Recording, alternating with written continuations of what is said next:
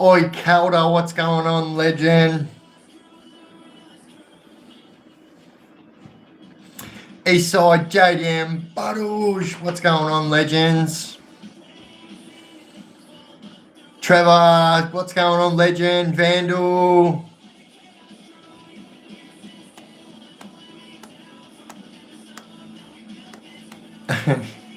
Buttles.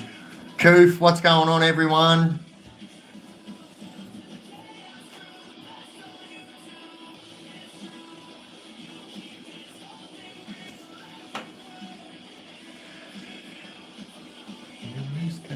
TJ and Soul, Commodores, Colin, what is going on, legends? Ben Kelly, Ian T, what's going on, everyone? I'll tell you what, when I haven't been live for a couple of days, it literally feels like I haven't been live forever. Nettie, what's going on, legend?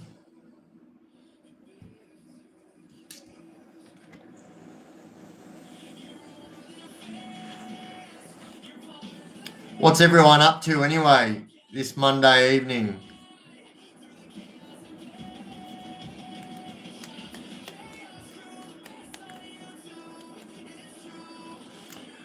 Paula Reed, what's going on?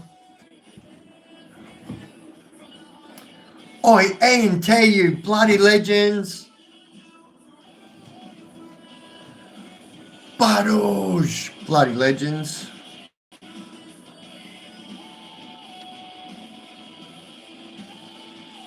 Lily, we just finished watching your reaction video on the Wasp Files. Yeah, so we'll do a few of them over the next week or so. But yeah, I dove right in there for a little bit and had a good look at it. And so the fella that runs that page has done a really, really good job on that and has really, really done his homework. And yeah, I can't rate that page enough. Like, I had seen like smaller videos and I seen the start of another video and I seen heaps of shorts on YouTube and stuff like that. But yeah, man, like that guy's gathered some information. I was just watching another one of your Martin Bryan one and then you come on live, soccer switched and we'll watch the rest later. True? Let's go. Paul Motor content is awesome. Yeah, look, I love it. I actually really, really love it. Peter Pennington, what's going on?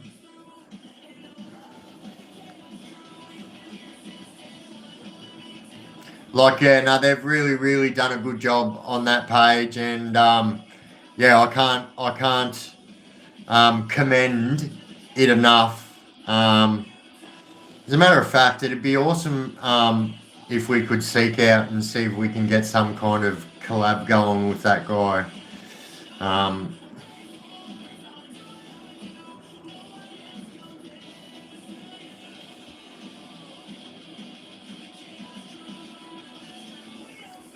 I saw your shot of 500 kilometers from home, and then oh god, like I really, really don't want to go into it. Like, to be honest, it's taken me a few days to get over that whole situation.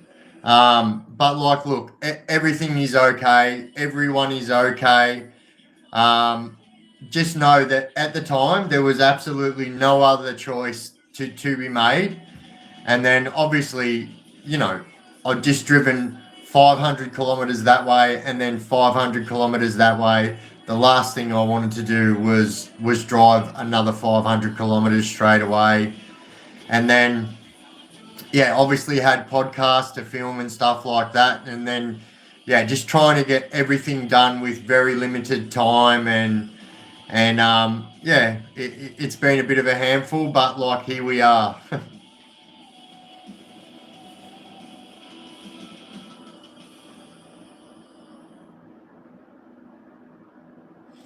Yeah, I don't know, Robert Shields. I don't know. That would be very interesting. Look, Netflix is always taking new documentaries and stuff like that. When I was doing my ghost hunting, there was this guy that used to watch my ghost hunting, and one of his relatives was some kind of, I don't know, executive fucking high up at Netflix and whatnot. And they were trying to tell me at the time to make a paranormal documentary, and we'll see if we can get it onto to Netflix. Now, don't get me wrong, that could have just been all bullshit. I never met or shook hands with anyone or anything like that. But yeah. Oi, Gunny, you bloody legend. Where did I just put that? There. Yeah, nah, look, I really wanted to go live last night, but I really needed to finish off what I had started. And yeah, I did realise that a lot of people were worried about myself, also worried about Mumsy and whatnot. So yeah, just to let you guys know that as far as all that is concerned, everything is fine. But yeah, I will let you guys know what happened in a video. It definitely is video relevant. That is for sure. And yeah, never a dull moment. That's for sure.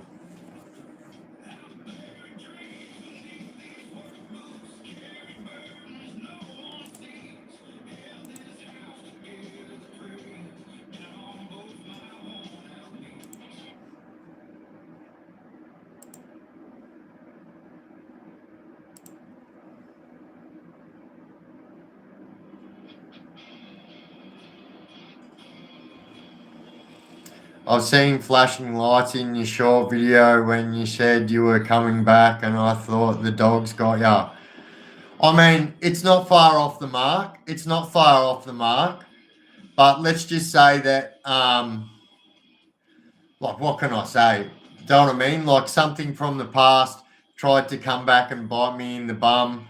But yeah, you know what I mean? I play checkers, not chess. And yes, I said that correct. So, yeah, I guess at the end of the day, yeah, I had to yeah, just do what was best for myself, and yeah, had to get it sorted out. And what is this, a nightmare really?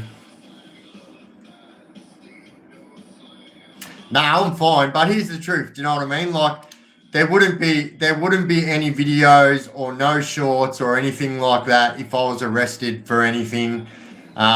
Like, yeah, I am one of those people that does not pass go, and do not collect $200. You're off to prison. But I absolutely had done nothing wrong, and all it was, look, I'll be 100% honest with you as much as I can. It was literally over a set of stolen mags from, my God, like double figures in years ago, over a set of stolen mags from, yeah, years ago. And like, literally, the statute of limitations on that charge should have been long gone. And yeah, like, so yeah, it all got worked out today. So it was really, so what had happened was, right? So what had happened was, when I got locked up on my big sentence, and before I started to change my life and whatnot, I obviously had things from the past that were still hanging over my head, they say. Do you know what I mean? And so all it was literally a set of stolen mags. I got caught with that set of stolen mags on my car, did not know they were stolen. Anyway, it happened over 10 years ago, but I didn't face court for that.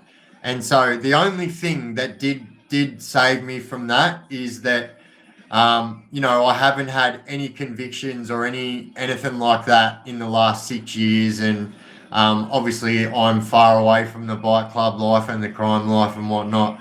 But yeah, this is real, and this is why I'll say as much as I can, because I really want to make a video out of it, because I need you guys to know. I said this in. I've already made a video, and it's still up in the air whether I want to post it. And I actually made it on the way back from Adelaide, specifically me saying to you guys how these decisions that you make when you're in your crazy time and you're out there running amok, 100% come back to bite you in the ass. Now, this should have 100%. Um, this shouldn't have even happened, to be honest. Like I said, the statute of limitations on it was also just a summary charge, so it was only I didn't get charged with theft or anything like that. I actually got charged with possession of stolen goods. This was 10 years ago, but the only thing that saved my ass, obviously, coppers still hate and whatnot, and I literally ran amok from right up the east coast of Australia, and so obviously, police find it hard that I've changed my life, and obviously, when you're driving through towns like that and stuff, you just stand out.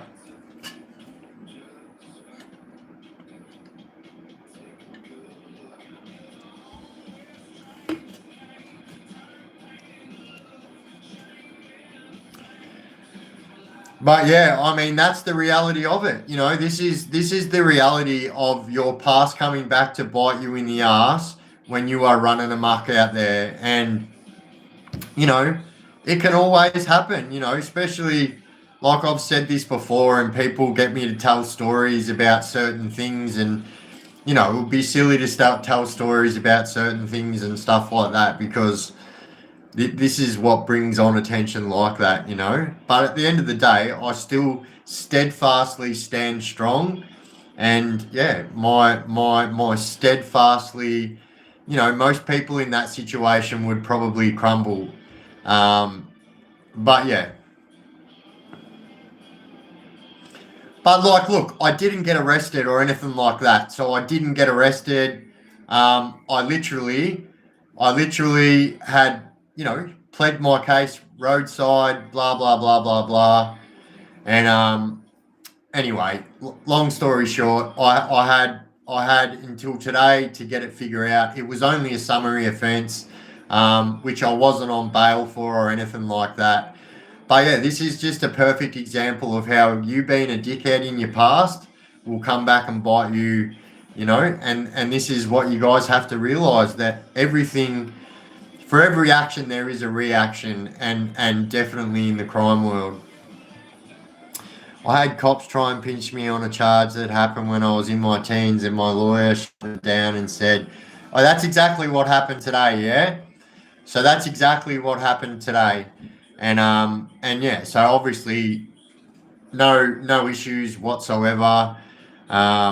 But yeah, I had until today to sort it out, or quite possibly could have turned into something. Now I knew from my knowledge of the Australian draconic law system that certain crimes have statute of limitations. Now, this is all I'm going to say about it, and then we're going to move on. So I knew I was going to be sweet, but I guess you still have that lingering like thought of like fucking hell. Do you know what I mean? Like fuck. And this is the thing as well. Like obviously, when you're in a different state, I live in Victoria. We all know that, and there's only so much you can do. And like, man, I didn't even remember about those charges. Like, I literally thought that the statute of limitations was up, and hadn't thought about those charges since I was locked up on my big one. And yeah, it was just like, to me, it was clutching at straws. Um, and they were trying to get an excuse to search my car and whatnot. I was like, man, fucking search my car. I have got nothing to fucking hide here. It is not Biff 10 years ago. So, anyway, moving on. Never a dull moment, let me tell you. And then I had other deadlines that I had to fill and stick by, trying to fill in all the gaps of this bullshit situation.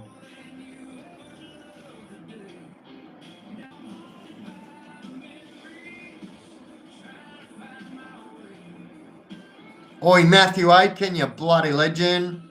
Biff Crew, things come back to bite, it's true, but it's a rare man to learn from their past mistakes. You're one of those men, Biff. Credit where credit is due. You share your experiences, respect. Oof. Do you want to know something though, guys? Like I have this, like I literally was like, and I can't even tell you, like minutes before that whole scenario went down, I was on the phone and I'm like, literally, I'm only 3 hours away from my destination. I've just driven 5 hours, and like, um, that was the conversation that was had like a minute before that whole scenario went down. Now I had this like guilt. I had this guilt that I'd let you guys down, and I feel bad about it because like I know that you guys look forward to the things that I'm going to do and stuff like that. And so I've been, I had this big guilt, and really the last 48 hours have been running circles to get everything right. And like I said, a lot of people might have missed the post that I done on Discord, and I said like everything that I said is staying. We're still filming our podcast, rah rah rah. The only thing we're missing out on this weekend is me going to Sydney and doing my street talk and stuff like that. So, but yeah, look, I mean, it is one of those things, and absolutely, like Matthew Aiken says, like you can't be moving forward in life if you're not learning from your mistakes. That is exactly how recidivism crime happens and the revolving door starts. People don't learn from their mistakes, and um, if I can take one little something out of everything that's happened like that, and I do, and I try and pass it on to you guys. I legitimately don't want to see any of you guys, um, 10 years from now on a friggin' drive somewhere interstate with your family, and something silly that happened in that state years and years ago comes back to bite you. Now, thankfully that was a trip that I had taken by myself. As I probably will be taking Zeus on my next trip though. He's about due for a car trip, and everyone loves Zeus too. So I think when we do our street talk, we'll take Zeus, because Zeus um I don't know, like for some reason like Zeus makes me look more approachable. Now I know that sounds crazy. My dog looks like he'll rip your arm off, but he's such a loving dog. Like he really, really is a loving dog, and he just loves people and stuff like that. Now I'm pretty strict. If you walk up to my dog and try and pat my dog without asking me, my dog will let you know that don't do that. But yeah, yeah, that's it, ENT. Let's go. We got 68 people watching here. If you guys love the Chaos Chronicles, you love the lives, please jump up there, shoot me a like, and that would be very muchly appreciated, you bunch of legends. Yeah, oi, Sammy, 100%. 100%.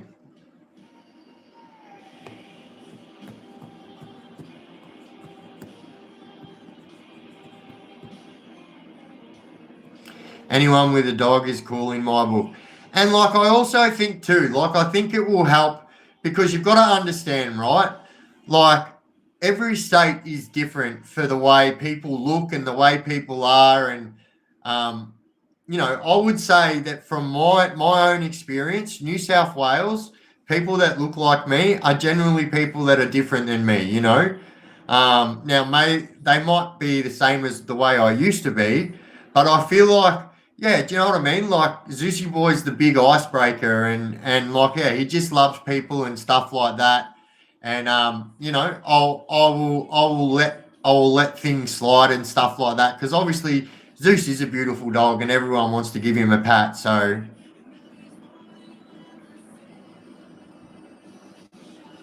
brother, I need your advice. My wife is taking a liking to licking peanut butter off my. Oh.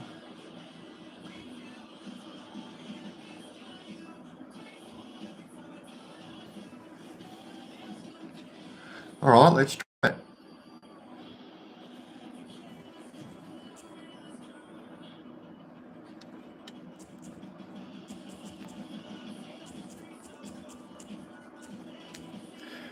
got a new thing here. We're going to try it out.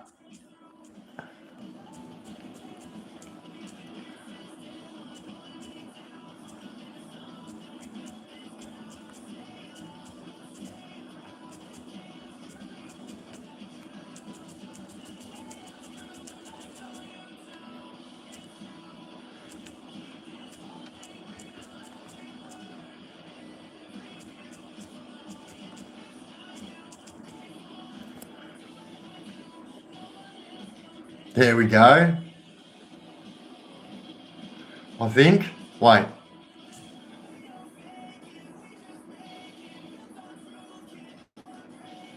There we go. We'll smash that down. Wait, that's way too big. So we'll make that smaller and we'll move it over there.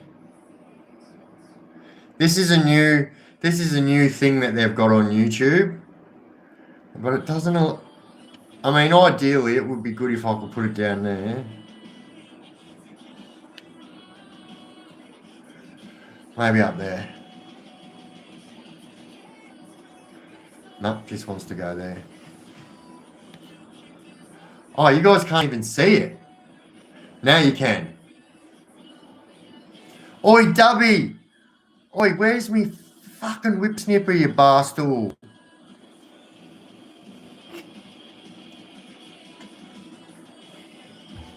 Oi, where you been, Dubby? I've been worried sick. How are you feeling, Biff? Your eye is looking much better. Oh, thank you so much. Do you know how much that means to me that you say that, Melinda? I promise you, it is one of my biggest. Like I literally have a conscience, like a what's the word? It makes me anxious. Do you know what I mean? Like I think people are looking at it and stuff like that, and yeah. And so also I'm in the bad books with my neurologist as well because he says I'm overdoing it and stuff like that. But like, listen, here's the truth. You only live once, and I've done everything else that they have asked. Stupid medication and everything. And oi, Hamo, you bloody legend. Oi, Luke Hamo.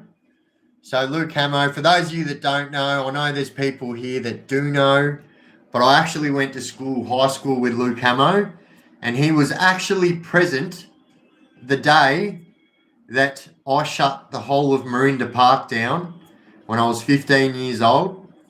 I was actually suspended from school. All of my mates were wagging school at my mate Stuart Brown's house, who's passed away now. Rest in peace, Stewie. But yeah, was there.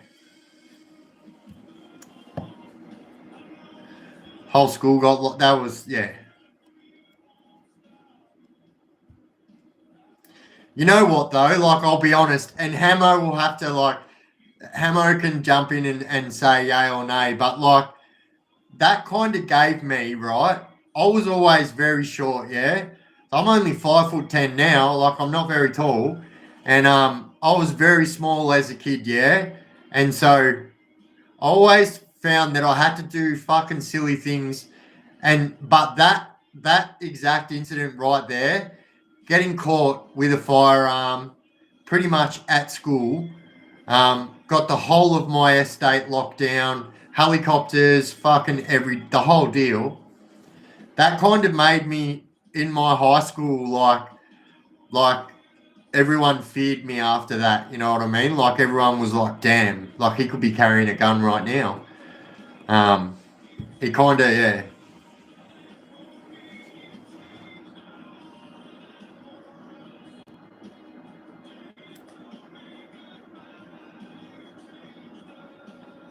Drink some water pops.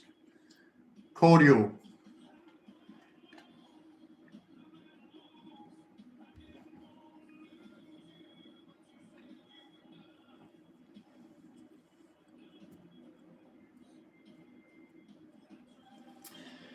Taking it to the next level, mad one, Biff. Nah, so, like, here's the truth, right? Regardless of how it sounded and how it looked to the general public, it wasn't my intention to set out and do that. Like, I didn't go and do what I did in the intention of, like, who the fuck is going to rob in the 90s? Who is going to rob a fucking postie? Do you know what I mean? I was 15 years old. It was the last thing on my mind. I was literally playing a joke. And then everyone's like, yeah, but you had a fucking gun. Well, I mean, it's debatable. It was a replica. It looked fucking real. And like, um, the police said that if they had have seen me with that on my person, that I would have got shot. Um, but yeah, I didn't set out. It was a joke. Do you know what I mean? I was joking. I thought the guy would have taken it as a joke, but he didn't. He threw me all the fucking bag of mail and parcels, and then just got back in his van and legged it. So, but yeah, just know I didn't set out. I didn't set out to, do an armed robbery. I didn't set out to get caught with a fucking firearm at the age of 15. It wasn't. I thought that I was playing a joke, and we were getting these things from the Dandenong market. Now, anyone that knows fucking Southeast Melbourne and has ever been to the Dandenong market, it gets a bit dodgy there sometimes, especially in the 90s. Mate, I'm telling you, in the early 90s, you could probably almost buy a real one there. Oi, Commodores, you bloody legend, 3 months. Oi, E&T, you bloody legends, Buttles. Yeah, I tried New Kids Vegemite, still the same taste, not as strong. All right, let's get a conversation going here. Marmite or Vegemite? Do you know what really pisses me off? I watched a video today. That was pretty good video. It was of a septic tank, like a Yank, an American, a Seppo. We call them Seppos, septic tanks, Yanks. Anyway, it was of a Seppo doing a fucking video on Chopper Reed, right? And he said that, this guy is, one of the most feared men in Australia in his time. But be careful what you say about him, because he is a national treasure, just like Marmite. I was like, Marmite? I have never even seen Marmite on a shelf since I was fucking 7 years old. Who eats Marmite? I do remember my dad used to make gravy with it. And Vegemite, actually. My dad was weird like that, eh? He'd always pull out these mad fucking flavours to make silly shit. But it would taste mad. Like the gravy wouldn't even taste like Vegemite or Marmite. Oh yeah, Promite too. Do you know what? All they are, you guys know it. I'm moving this thing, it's doing my head in. You know all it is. So all that is, it is just like, that is way before people like started making algae products. And when you go into Aldi's and you think you're buying the exact same product that you're buying at Woolies, and sometimes you do, but other times it's not. It's not even spelt the same. It's a different product. I feel like that's what was going on back then. I feel like everyone was like, we could really jump on this. Now, do you guys know? True story. You can have a look at this yourself. It's going to sound a little bit wild, but do you know why Vegemite was invented? Does anyone in the chat know why Vegemite was invented? If you know, please chuck it in the chat, because the answer is going to blow people's minds.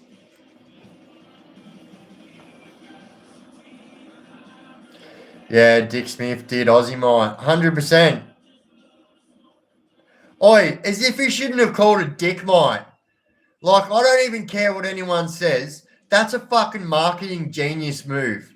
If you're sitting on the shelf next to Marmite, Promite, and you see Dick Mite, people are going to buy that just to have a Dick Mite in their shelf. I would literally buy a Dick Mite just so I could have it in my studio and say, look, there's Dick Mite. Don't ask what it tastes like. Axle grease. Oi, on you, JD.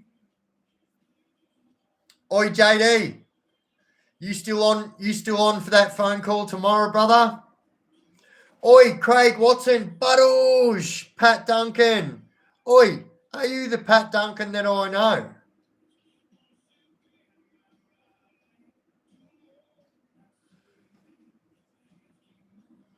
It's like, oh no, oi, as if 100%.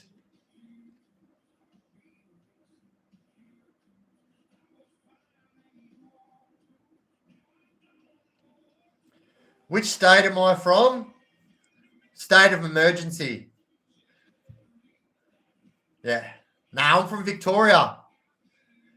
The Garden State, apparently. I don't know why they call it that. I don't even know if it says that on the number plates anymore.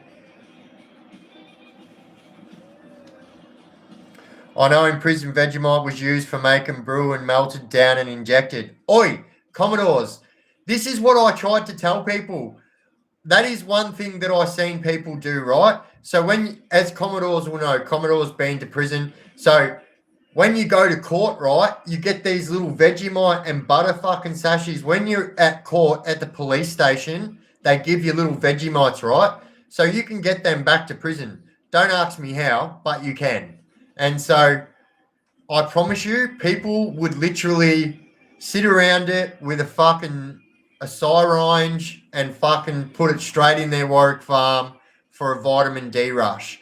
Promise you, seen it with my own eyes. When I seen the level of excitement on the guy's face when we got given Vegemite in the police cells, I just thought, fuck, this poor dude must have been locked up for ages. Look how excited he is over Vegemite. Then I seen him fucking stash it down his pants and fucking anyway, however he got it back to the fucking prison, he ended up in my unit. I was in fucking Burnside at MRC at the time, and which is the induction unit. He ended up in my unit, and the chicken bone crew.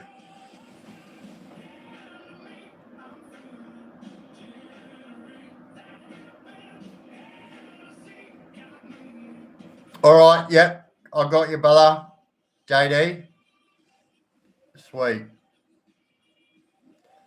So they literally give people rugs reduced Vegemite, rugs reduced to Vegemite in court. Wowzers. So, I mean, not only that, like everyone knows, right? Here's the truth. Everyone knows that when you are at the police cells, when you first get arrested, you can get put on any medication you like, right? When you get to the police station, they will get a doctor come in and it just takes them too much work. 20 people have just been arrested. They can't go doing searching what 20 people medication are on. So they just take people's word for it. I promise you, the only two things they will not give you without a prescription is methadone and Suboxone. But I promise you, you can go in there and tell them that you take X amount of this in the morning, X amount of that at night. They will give it to you, yeah? Until you get to the MAP or the custody centre. So sometimes you bypass the custody centre and go straight to the MAP. But when you get to the MAP, 100%, you are going to start getting cut off everything they've put you on. Biff, have you ever been before the judge, Caroline Burnside? If so, what's your thought? This is going to blow your mind, yeah? So, when Caroline Burnside was one of the most decorated fucking senior councils in our state, so we actually used Caroline Burnside in my family. So my brother used Caroline to get a pretty big charge dropped. My brother actually got released from prison that day. But like I could go right into detail. So like one time when Caroline was representing us the next day in court, she sent her legal representative up to fucking speak with us and get all the information for court the next day, right? No shit. They literally got fucking blind with us. I swear to God, we got fucking blotto. Ask my mum, she'll tell you too. But yeah, I must be. Caroline wasn't there, but it was Caroline's underling that they sent to speak with me and my brother. And yeah, she ended up getting on it with us and getting fucking blind that night and fucking we actually ended up crashing on the hotel floor. So yeah, I know her well.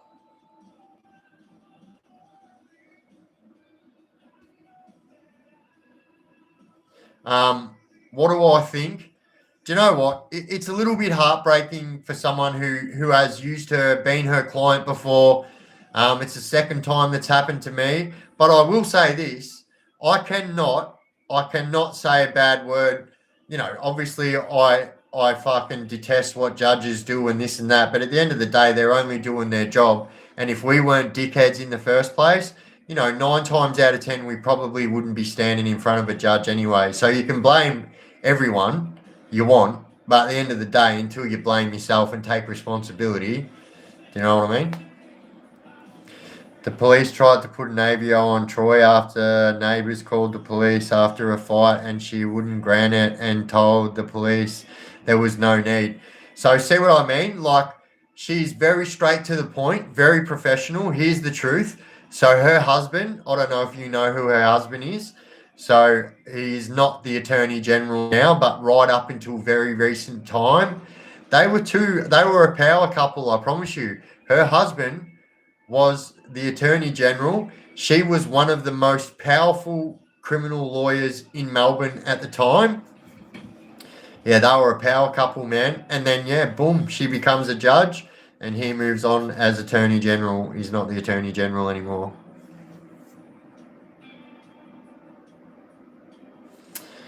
I just love how yep, 100%. So there's this other judge, ENT. I can't think of her name. Excuse me.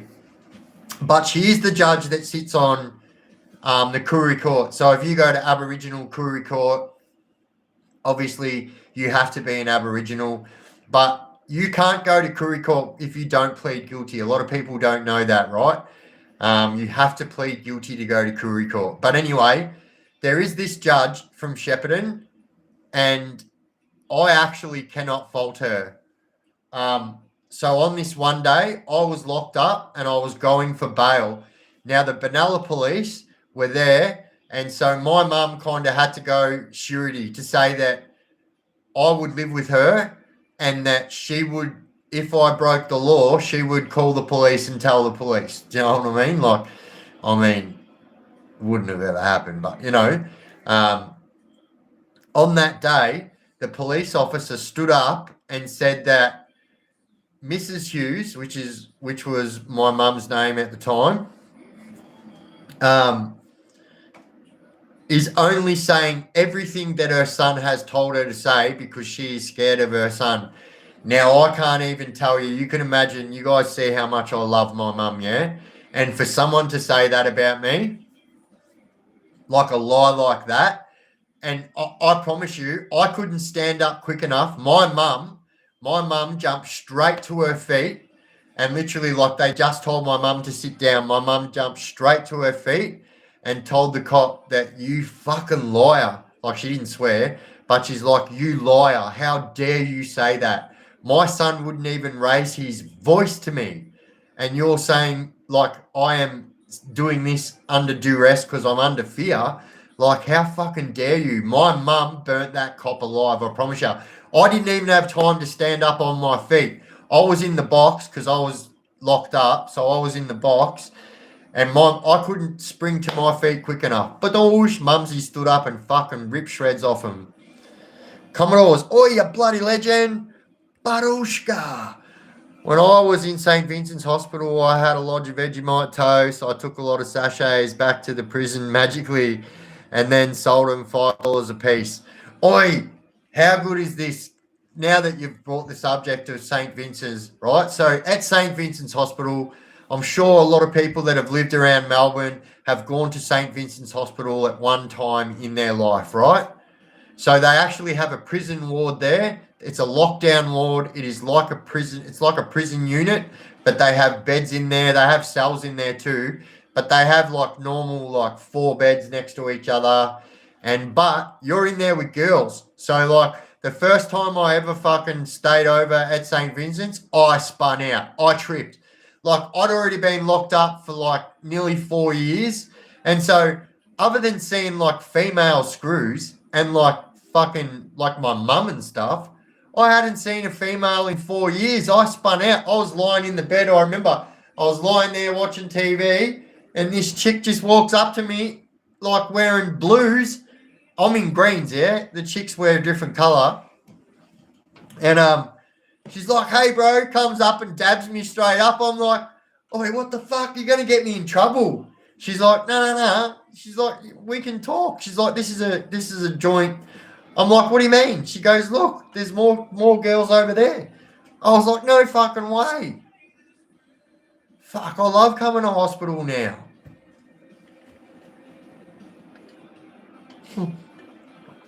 Peter Russell Clark. You've got to plead guilty to one charge to get into, art court as well, 100%. So luckily I know in other states they have tribal law still. So I don't know if you guys know, I don't understand tribal law at its fullest. I'll explain it the way that my Aboriginal associates have explained it to me, especially the ones like I had. Like his name was actually Gus, yeah. And shout out to you, Gus. He's a Noongar, yeah. So he's from Western Australia, right?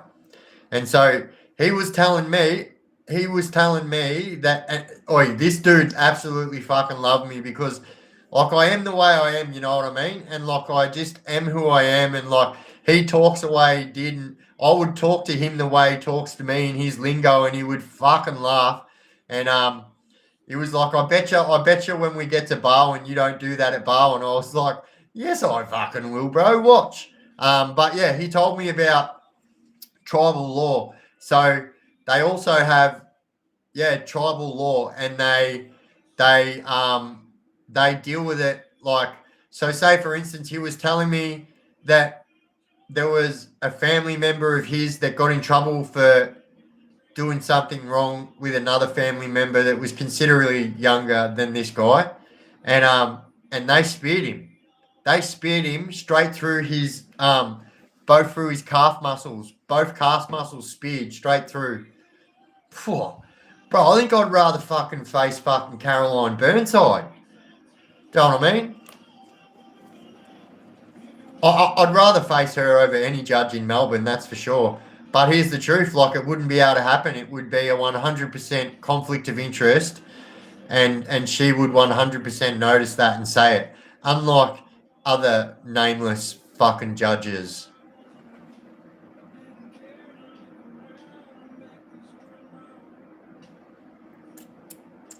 It says only 2 people watching it. Nah, we've got 101 people in here right now. If you guys are new here, I am Biff. This is the Chaos Chronicles. These legends in the chat are the Chaos crew. And we just sit here and talk about general life stuff. And you've just joined the most accepting and non-negative chat on YouTube worldwide. Welcome aboard the Chaos train.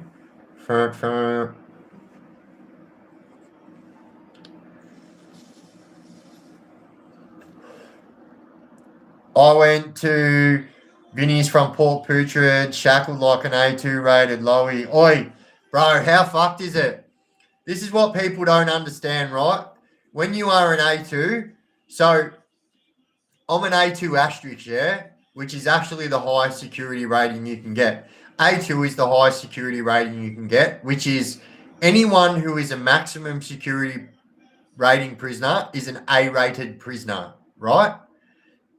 And then, as you could imagine, a medium rating prison is a B rating prisoner. Someone at a minimum security prison is a C rating prisoner, right? So I am and I was for the rest of my life an A2 asterisk. Why? Because they alleged that I attempted to take someone's life, and I got charged with attempted murder, and that really, really pushed the stakes up high. Now, don't get me wrong, I'd been in the slot for alleged shank sandwichings and stuff like that, but this one was different. Like, old mate was lucky to pull through. And obviously the charges were dropped in the end, but not. I had to do 19 months in the slot before I got freed on that. So I'll never forget that day. Like days like that, you will never forget, right? So I'm in the slot. So this was after the reason I got sent to Loddon was because there was riots. They needed the bed. I'd already been locked up for 6 years. They were like, "Do you want to move on to Loddon?" I was like, Are you sure?" And they're like, "Yeah, no, yeah." I was like, "Okay." I literally come back from seeing SMU. Like 5 of my mates from Scarborough South got sent to fucking Loddon as well. I was like, bro, what do they think is going to happen here? Let's be honest. What do they think is going to happen when they have sent 5 prisoners from quite literally the worst fucking prison unit in the whole fucking Victorian prison system and said, rightio, today you're not A2 asterisk, you are B2 asterisk. I was like, fuck yeah, I'll give that a go. Lasted hours. Hours. I was in that prison for hours. Next thing you know, I'm in the fucking slot with the fucking Mount Macedon CIU smashing fucking attempted murder charges on me. And I was like, fuck, this isn't where I parked my car. 19 months later, I'll never forget the day. Just kicking back on my bed, I was reading actually. I think I was reading Angela's Ashes. And I remember this little bit of paper came under the door, right? So when you're in Victorian prisons, unlike other prisons around the Australia, you get a menu, right? You get a menu and you get to pick from 4 different meals what you want for your meal. Anyway, they send in your fucking menu slips. You fill out every menu for that week, right? And so anyway, I just thought it was my menu slip coming through under the door, and so I didn't even care about it. And so it wasn't until like a little bit later I've seen it on the floor and seen that it wasn't my menu. It was like it said Victoria Police on the fucking top. I was like, what the fuck? And so anyway, I've grabbed it and it said, due to lack of evidence and witness cooperation, all charges have been dismissed and quashed. So that means that I can never be charged with this again. Yeah. State Diane, please.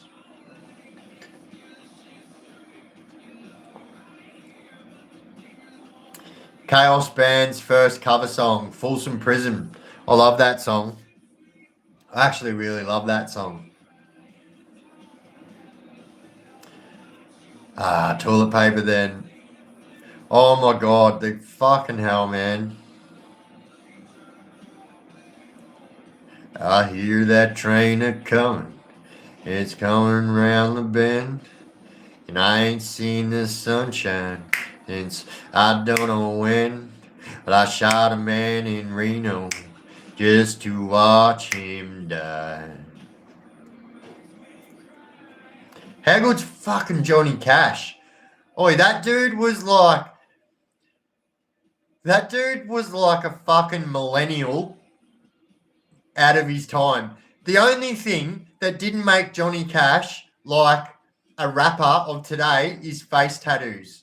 Like that guy was running an absolute muck. Yeah. Johnny Cash was the GOAT. Fucking oath. I agree. Look, I have to say this, right? And I honestly believe it. I think that Elvis is the ghost.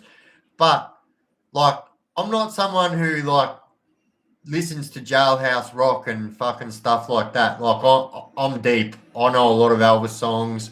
My dad, my pop, like, everyone used to smash Elvis. Do you know what I mean? Like, I swear, you'd rock into my pop's house and this was the choices of sounds. It would be yelling, one. The other sound would be a fucking John Wayne movie, guaranteed. And then the other sound would either be fucking what's his name? Tom Jones or fucking Elvis. It's not unusual to be loved by anyone. I shouldn't know that song, but I do. It's not unusual to love the one you wear. Sorry, just can't hear that song and not do the jig. Metallica did a gig at an American prison. This is true. This is true. I believe that was for the song Fuel off the Garage. No. Fuck. Wait. Don't get it fucking twisted, Biffo. What album was Fuel off? Was it Garage Inc. or Fuel? I think it was on Fuel.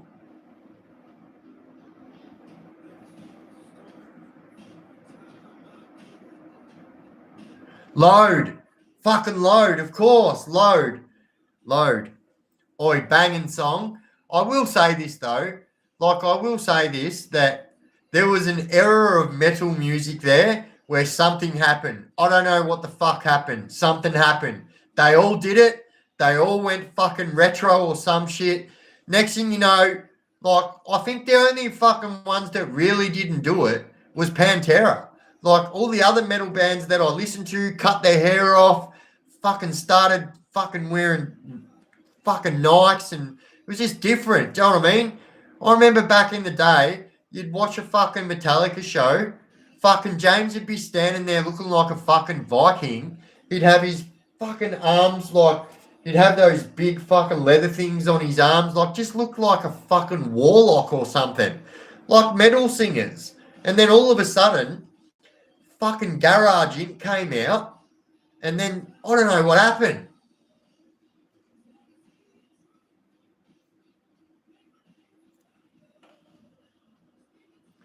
On your dubby. Oi, Spiral Out. What's going on? I was lucky enough to see Metallica in my time, but I only got to see 2 songs. I still say that I'd love to see Metallica, like I'd love to see a whole show. They were one of the good bands that I got to see at the big day out. This is why. Who thinks that we should like get some? We need to like.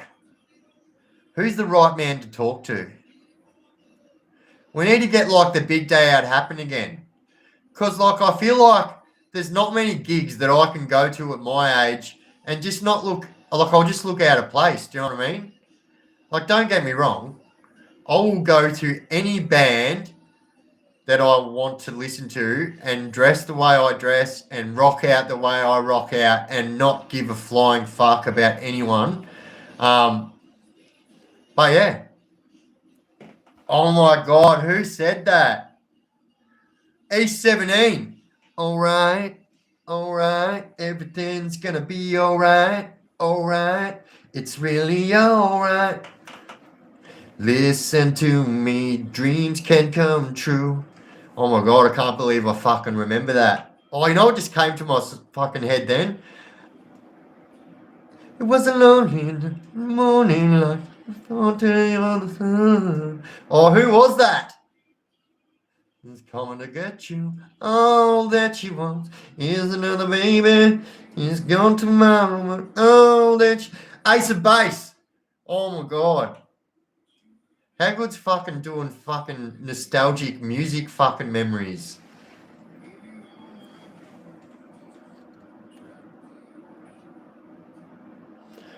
What did I just walk into? I don't know. I'm just fucking... I don't know the names of songs, so I'll just fucking spill it out. I don't care. Ace of Base, fucking oath. How good were they? Oi, what about the Cause? Who can remember the Cause?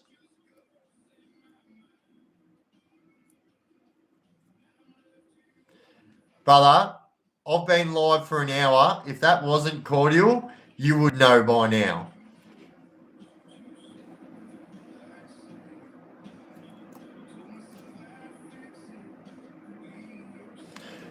But it is. I'll show you. My ice is melted because it's been on my drive with me. But you will see. Cordial.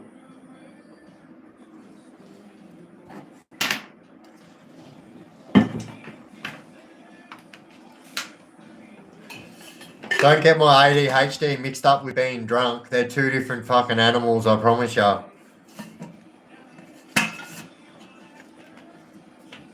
Oh, how did I even do that? You fucking dumb shit. Oi, Jimi Hendrix. Oi. Now we're going to talk about my appreciation for guitarists. Jimi Hendrix, what an absolute fucking unicorn, I will say. I've got the old ADHD too. Oi, the guy that fucking says that, he's the best, he's like, it's like, yeah, I've got ADHD. He's like, yeah, you've got the new ones. Like, oh, I'm neurodivergent. I've got the old ADHD. It's like, I'm on a roof, cunt. It's so fucking true. I swear I fell over when I seen that because it is so true. I swear it's different. I don't understand it. Like, I can't fucking help it. I almost have fucking Tourette's. I've got ADHD that bad. Like, sometimes words just come flinging out of my mouth and I don't mean to say them. Hey, Macarena.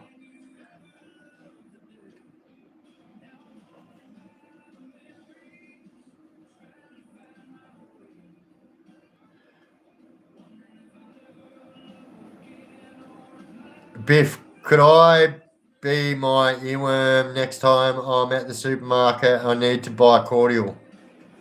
I'll show you. I will show you the best cordial what to buy. I literally stopped in and fucking done some shopping on the way home. And so I will show you the best cordial to get. I only drink diet cordial and I'm back on my eating once a day. I actually am on the man shake too.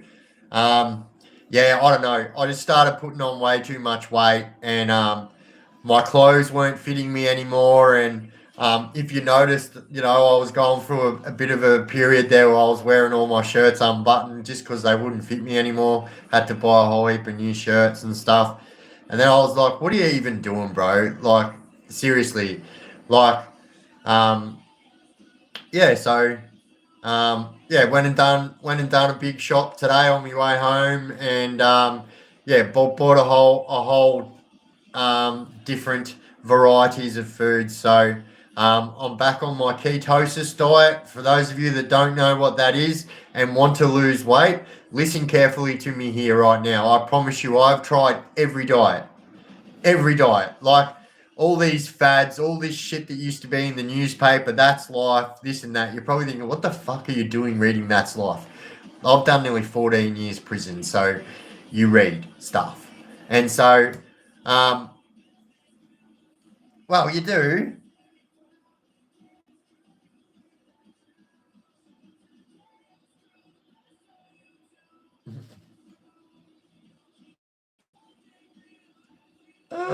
Oh.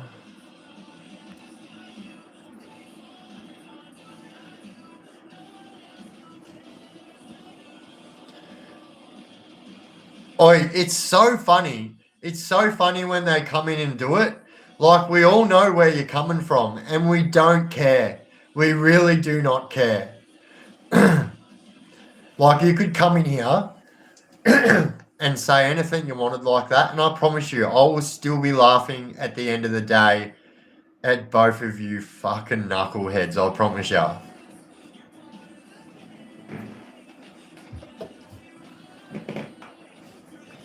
Alright, I'll be back in a moment. I'm just going to grab that cordial, and I'm probably going to become a CEO. Watch. See how it happens.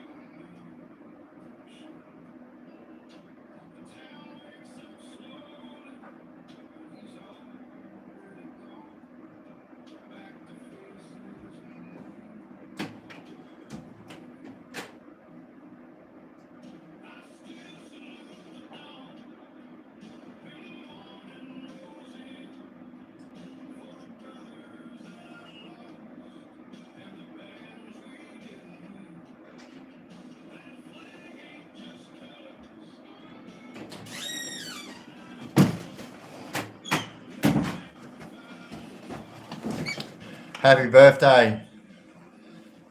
I love aeroplane jelly. Aeroplane jelly for me. Oh, how good were they? Do you know what them songs remind me of? There's two songs that remind. So, who can remember that? We represent the Lollipop Guild, the Lollipop Guild, the Lollipop Guild. Anyway, could probably recite you that whole movie word for word, start to finish. Probably watch that. True story. Mumsy, if you're here, I actually watched that VHS until it was blank. So I watched it and watched it and watched it. And if anyone knows, if you had children that were watchers like I was, like I swear to God, I had two videos, two VHSs that I used to watch all the time as a kid. Anytime I was in front of a TV, boof, Winnie the Pooh, the Adventures of Winnie the Pooh, like the original T-I-double-G-R, Tigger. The wonderful thing about Tiggers is that I'm the only one. Oh, get the fuck out of here. That's 13, 30, 32. I was a munchkin in school, Wizard of Oz play, because I was so small. I think that's why I represented with the munchkin, the lollipop fucking guild. Do you know what I didn't know? I promise you I did not know until I was an adult that they said the Lollipop Guild.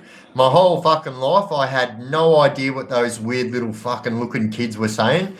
I just have to say this, no disrespect, but they were fucking odd looking characters. I think that's why they were in the Lollipop Guild, to be honest. Oh, Mr. Squiggle, hurry up. What was that? Oh, I think that dude's name was Gus, bro. The hurry up. Have you guys seen all the fucking anyway, I was going to show you guys. This is the cordial that I get, right? Diet Right. This is a new flavour. Look at that boy. Apple, peach, and raspberry. It is fucking a banging flavour.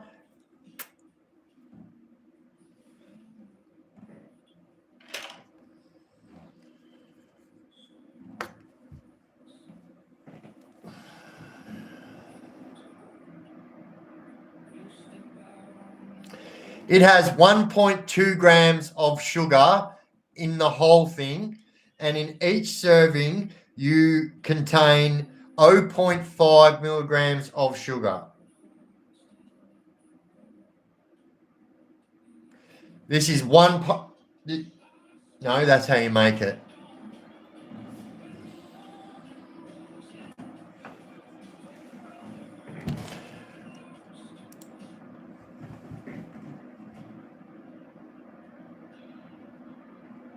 Bow, bow. Shrinkage. Oh, you're cold, Uncle. Oi, what about this fucking severe weather warning we've got fucking looming over Victoria right now? I'll tell you what. If you live fucking anywhere near I fucking live, it's wet. It is wet. I'll see ghosts in a while. I swear we are a bunch of old farts. We are. We are a bunch of old farts. Bro, I'm a fucking pop. I am a proud pop. I'm about to be a pop for the third time, actually. So my second eldest boy, who had a baby last year, they're pregnant again. So this will be, so I have two granddaughters. So my eldest boy has a daughter, and my middle boy has a daughter, but they are now pregnant with my first grandson. Let's go.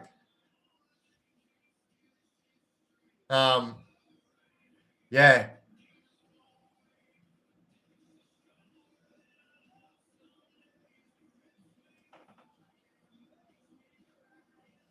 Oh, did you see me at Woolies?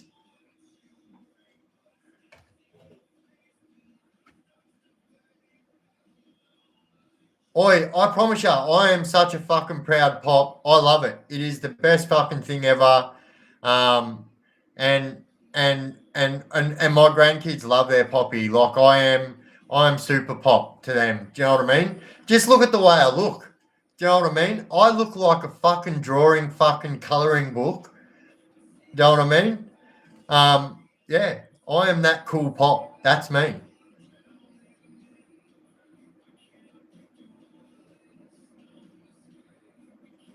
I'm one as well, brother. Let's go, Uru. Old. I'm 65. It's fucked. Hey, bro, brother. Age is just a number, bro. Age is just a number. And I say this. I say this. I'm 43 years old, right? Now, I would say that, like, other than my health, like my multiple sclerosis and fucking my other bullshit fucking health conditions, that I would say that I feel a lot younger than what I am. Um, I said to my son the other day, I said, if I was to ask you, if you were to tell me, like, on camera, now that you're an adult, um, would you, um, what would you say was one of the craziest things that you ever seen? And he said, it didn't even really happen that long ago, Dad. He goes, it was like right when you were starting your TikTok and you had walked away from that life and rah, rah, rah. And I was like, oh, yeah, no, we can't tell that story. Jesus. Um, yeah. Depending on the day, I look a whole lot younger. Yeah, look, I agree too. Do you know what I mean? But I honestly believe this, right? I honestly believe this and live like this every single day. Um, Age is a number, and I swear, like, you get to a certain age, right?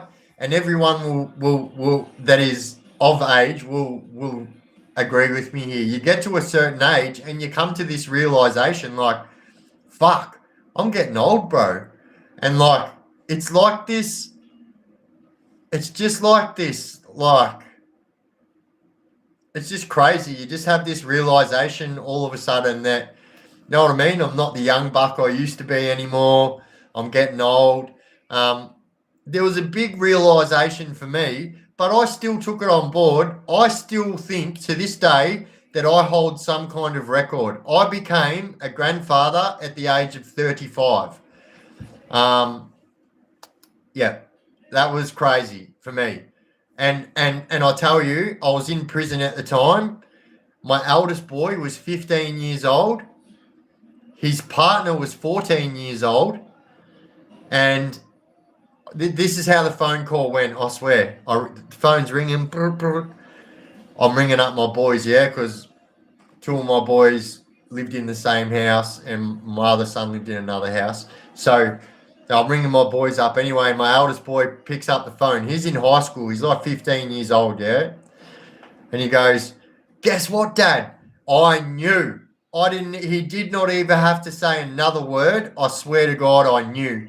I was like, but Blade, don't tell me. Because I said to my kids, do you know what I mean? Like, don't get me wrong. I never ever look back and say, I wish I didn't have children young. I'm glad I had children young. Do you know what I mean? I still remember having my first child, and I was like, do you know what I mean? When my son's 20 years old, like, I'm gonna be fucking. I'm still fucking rocking in my 30s. Do you know what I mean?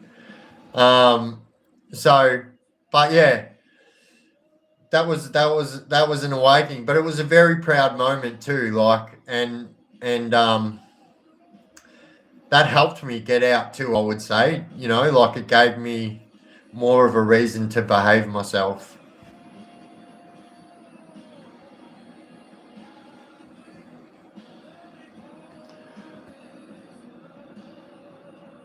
I'm like an adolescent, so I got that going for me. Yeah, I'm not even going to go down that path.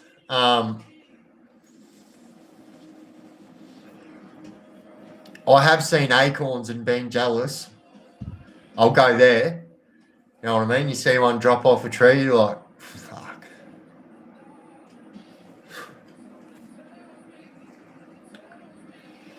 Oi, Big Ned, you bloody legend. Oi, what's going on, Nessie? I'm glad I had mine young, can do what I like now. Also, heaps of energy and patience. 100%. And I think, right, so for me, having children young, like, I feel like, although I'm always asked what my biggest regret is about doing as much prison time as I have, and it is absolutely spending all of that time away from my family, like my mum, my kids, like the people that I loved and did cherish dearly. Um, that is my biggest regret. And if I could rewind and change the past, that would be one thing. Do you know what I mean? But also, I think that, kind of, if you were to ask my kids, they'd probably tell you they wouldn't have had it any other way. They speak very much the way I speak. So, they very much are of the same mindset that if I didn't have the upbringing that I have, that I wouldn't be the person that I am today. Now, all of my boys have tried their luck to fight the law. And, that was one of the main reasons why I walked away from the life, was when my children were starting to,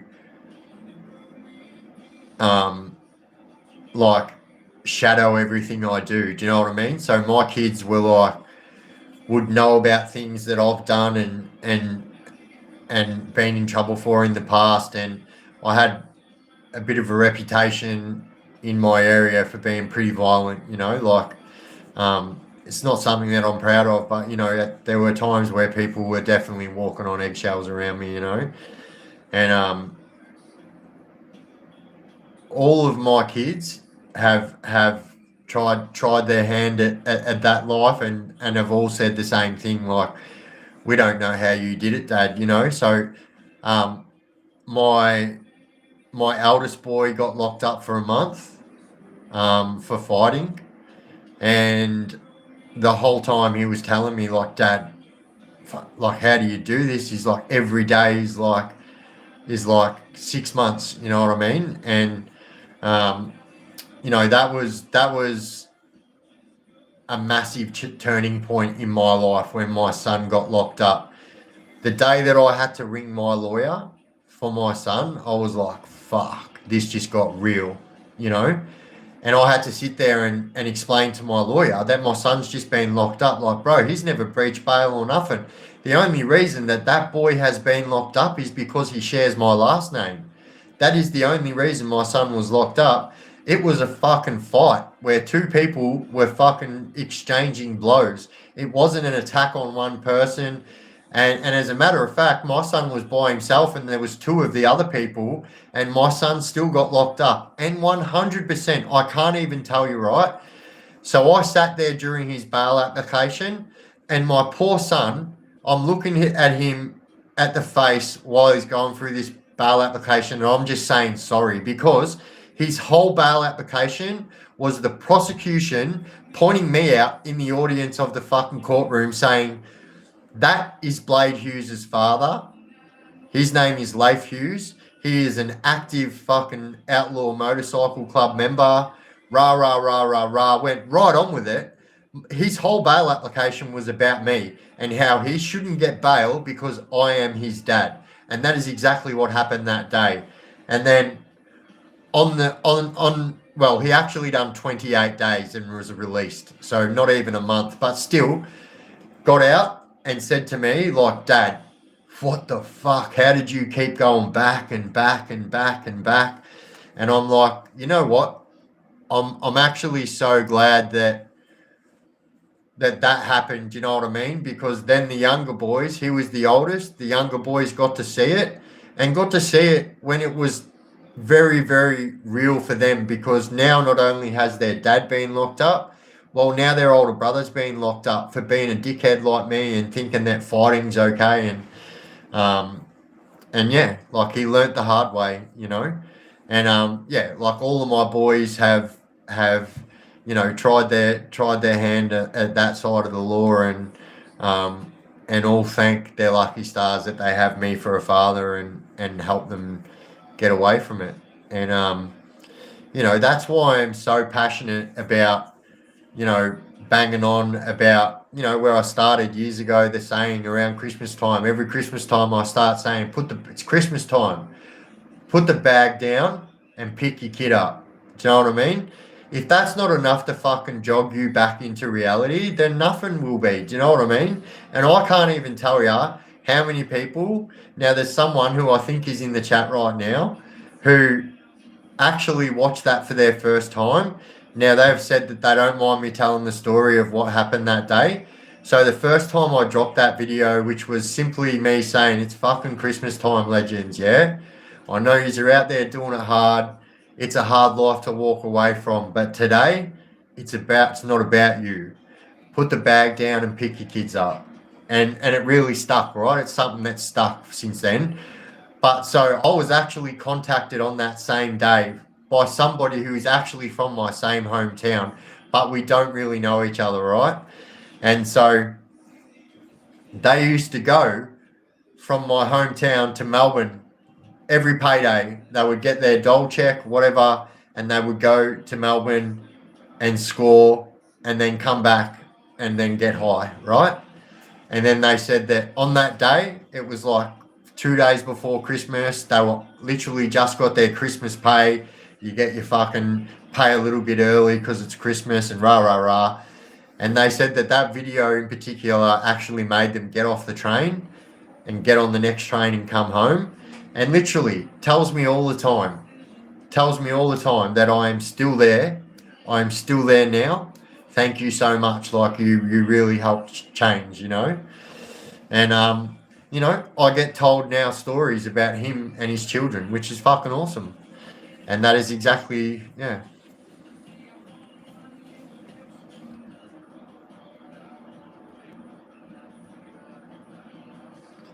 Oh, you were on the old tacky. I don't even tacky.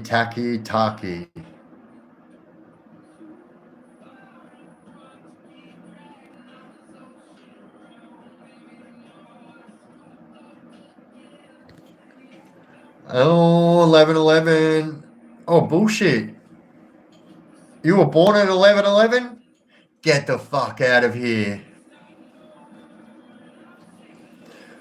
Oi, can I please get a thumbs up? Because I think this is important for anyone that cares about this kind of shit. I want a thumbs up for every single person in the chat right now. We have 86 people. Actually, we only have 58 likes. We've got 86 people. We should have 86 likes. If you guys are sitting here enjoying the live, please, I would absolutely love and respect it if you could jump up there now and hit that like button wherever it is on your screen. If you haven't already done so, that'd be absolutely appreciated.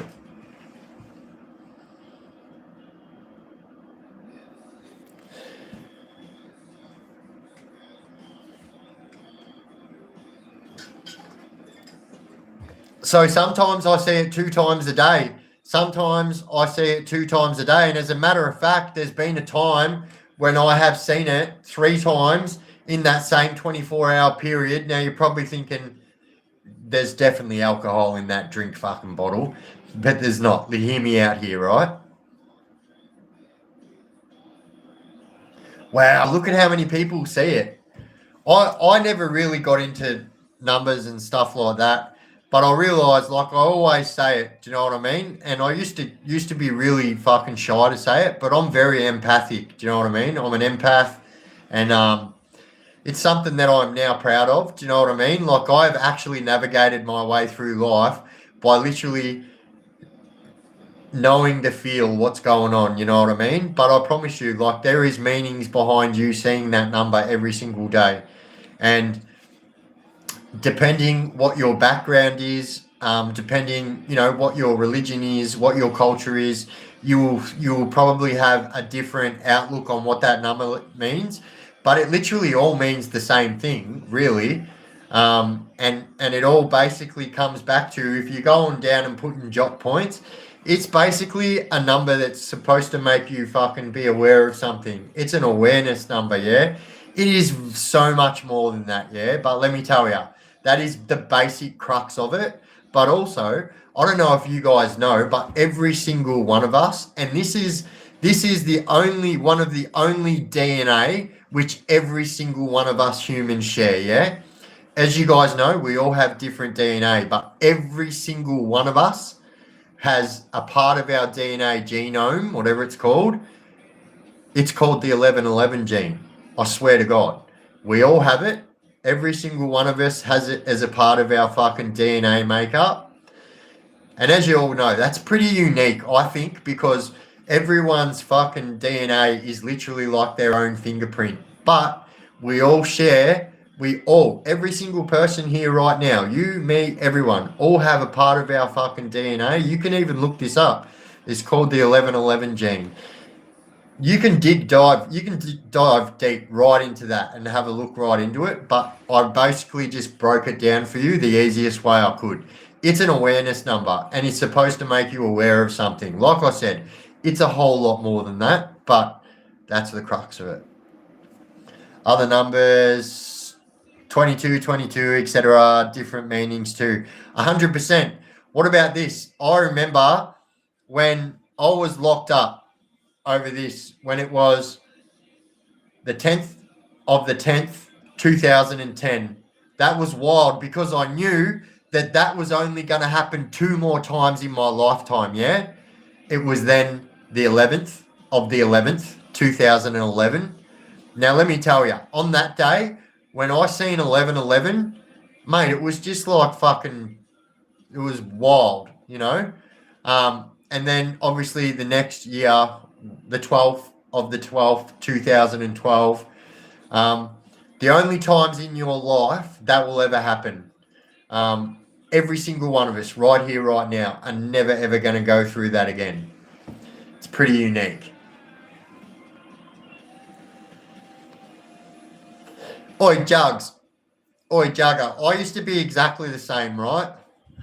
I'm very sensitive to, like, I don't care. I used to be very fucked because people look at you funny when you say I believe in spirits and ghosts and this and that. And I laugh. I laugh when someone comes with a Bible and they say, I'm a Catholic, we don't fucking believe in spirits. I'm like, all right then, hold the phone then, fucking hell, King James. I'm going to fucking run you through something and you can't deny it, all right? And then next time you come back, think of that before you come at me with the Bible because I know it better than you do. Who do you fucking worship in your Bible every single day? The Holy Spirit.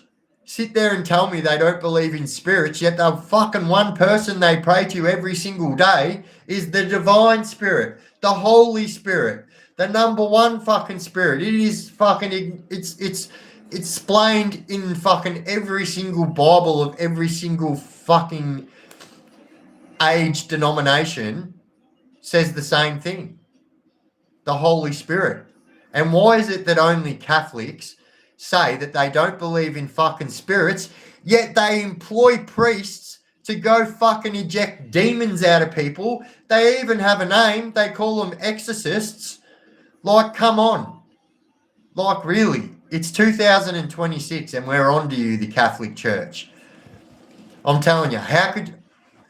Oh, makes me angry. Cardinal Pell, fuck you. I don't know how you did it. I don't know how, this is the truth. Cardinal Pell was sitting in a prison cell next to fucking Adrian Bailey.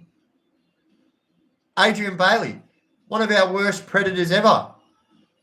Right up there in the special fucking slot protection unit. In prison for fucking sex stuff. And then he's still our highest ranking Catholic in Australia. Makes me fucking angry. I don't care. I'll speak out about it. I can tell you something right now.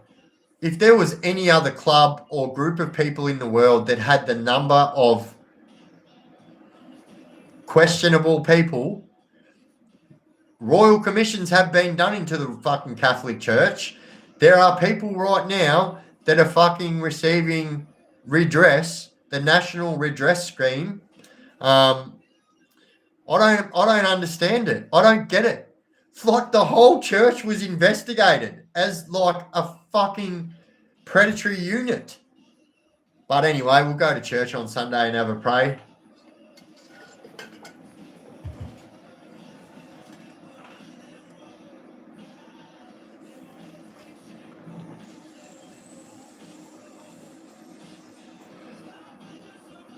Oi, Hoggy, you bloody legend. Numerology. I'll tell you what. I'll tell you my birth date, right? This is my birthday. Actually, I probably shouldn't do that. Anyway, my birthday has got a lot of fucking 8s in it and a lot of 2s in it. So it's crazy, my birthday. And so I remember one day, it was when I had my bird and I was walking through the unit and I had Willie on my shoulder and the screw was talking to me. And I thought she was saying something about my bird. And I'm like, yeah, I know. How good is he coming along? And she's like, I'm talking about you, dipshit. I was like, what? Do you fucking just call me? Anyway, she goes, come over here. And I was like, what? She goes, look at this. She goes, your birth date is a fucking numerology fucking minefield. I promise you, it's crazy. And she goes, do you believe in numerology? I said, well, I know of numerology. I said, I don't know enough about numerology to have an opinion on it. I was taught from a very young age, especially with religions and things like that. It's very hard to have an opinion in my family when you didn't know about stuff. I would be told, I was told from a very young age. I've told you guys this. I was there one day. I remember I was in my house and we were talking about RE at school that day, religious education, right? And I was laughing because I actually thought that I was really smart on the Bible while I wasn't. And so my dad, I remember, I was there with my mates and we're there hanging shit on the Bible, literally going like, fuck the Bible. Like we've got the door closed. My dad's there listening, yeah? My dad's come storming in the room. Oi, my dad usually would have belted me for this, yeah? But I'm telling you, this is how serious he was about what he was saying. He didn't fucking lay a hand on me. He was very firm, but he said, how fucking dare you? How dare you sit there and pretend you know about that fucking book and tell your friends that you know about that book and you don't know nothing about it, Leif? And I was like, whoa, Dad. And he's like, don't you fucking dare. He goes, you can't speak about religion. You don't know enough about religion to speak about religion. I said, you fucking speak about religion all the time. I said, he goes, all right, go grab the Bible, pick any page, and I will tell you what is on that page. That is what my dad's like, yeah?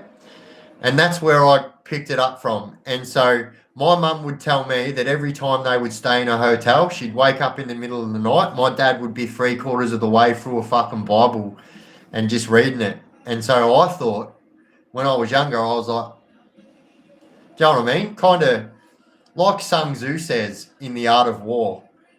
Do you know what I mean? Information is fucking God at the end of the day. And I hold that firm now. You guys will hear me say this.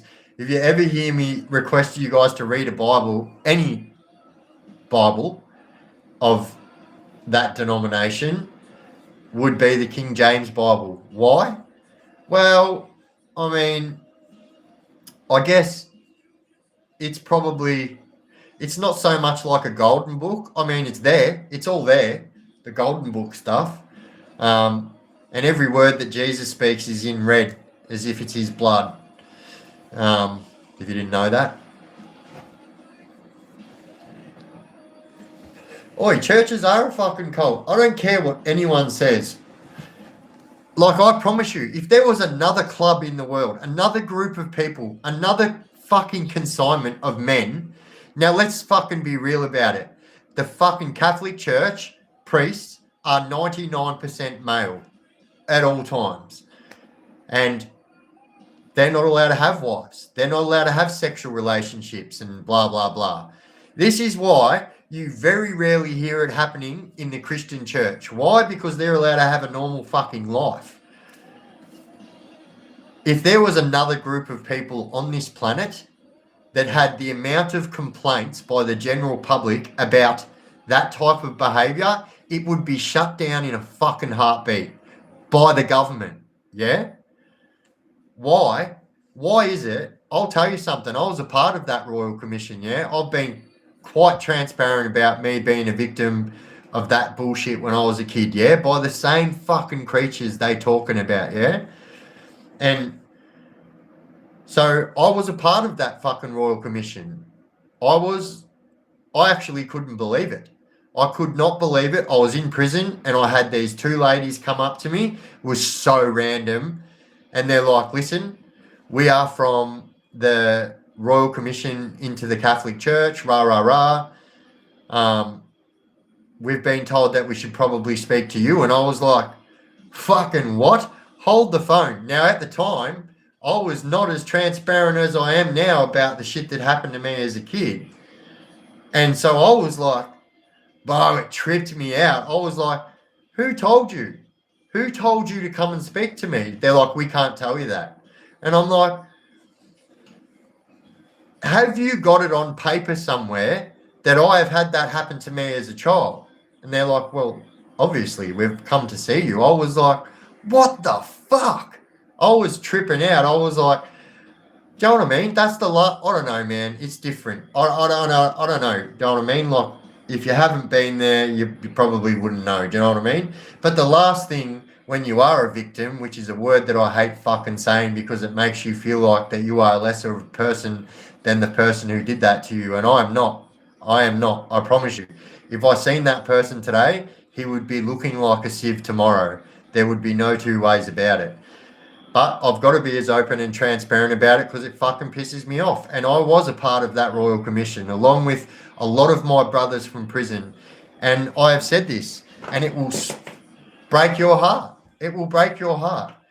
Like, the prison population is probably 80% of people that didn't have families, that went through resi houses and fucking boys' homes and this and that. And I promise you, like, it is scary the amount of men in prison that have had that happen to them in some type of institution where they were supposed to be safe.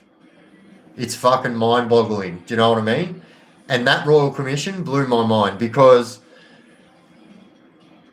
it was hard for them people that came around, right? Because after a while, everyone knew that those two fucking girls were coming around to talk to people about the Royal Commission into the Catholic Church, which kind of put you on show.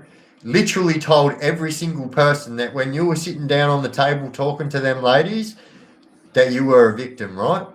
And so I found that troubling for me. I was like, you can't do this. You can't do this like yous are doing it. They're like, what do you mean? I'm like, we all knew from the first time you came in and you spoke to people, I already knew who you fucking were when you came up to me.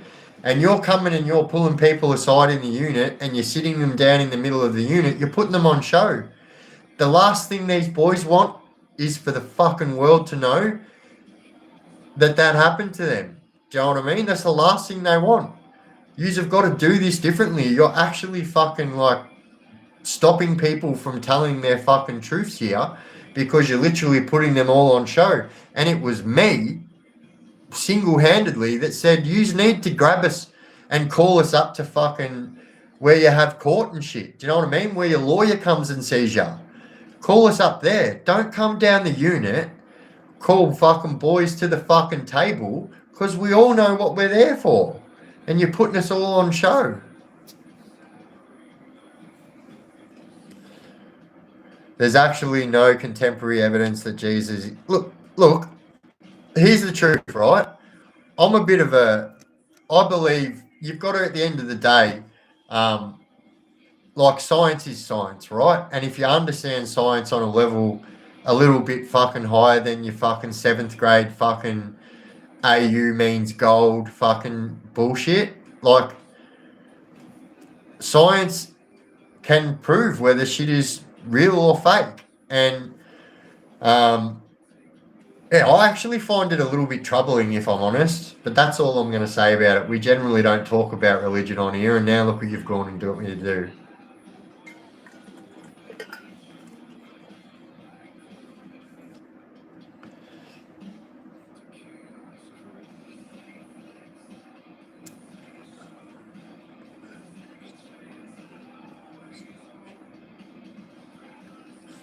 Oh, bullshit. That's mad.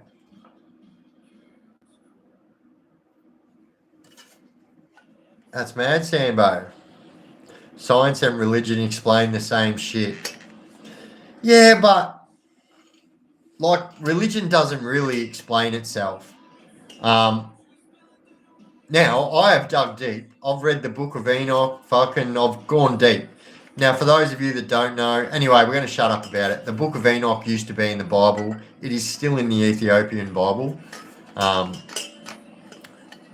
but yeah, I think, I think personally, it's a 2026-year-old bestseller, still going, number one. Still is the most read book on the planet, and going 2026 years strong. Got a hardcover now. Going hard.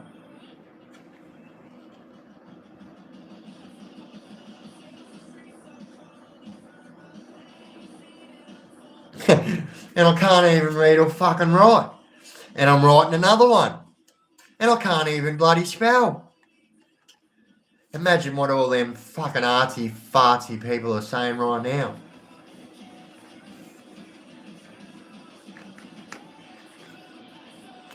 I swear, that's how you tell when someone's got fucking ADHD. That is what happens to me. I am that guy that's like, oh yeah, there's a squirrel. But it's for me, I swear to God, anything, like I have an attention span that is so fucking low. Like I could never, like I actually would like to have, whilst I'm fucking in my fucking studio, a fucking big screen in the background. That was my plan at the start. Remember when I said I was going to turn it all around? And so I was going to be sitting here and you would see me sitting in front of my desk, my PCs and stuff like that. And I wanted like a big screen to be on the fucking back. But there is no way in hell I could make a video while there is a video playing in the background. I swear to God, I would get lost. I would be making a video and it would be like just one thing would trigger me and I'd watch and that's it. I'd be locked in. Half an hour later, I'd look down and see that my video is still recording. I couldn't do that.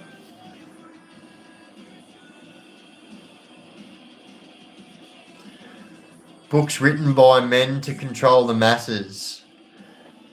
I mean, well, here's the truth. No one knows who wrote the Bible. No one. People claim they, you know what I mean, see scrolls, this, that, blah, blah. You know what I mean? Come on.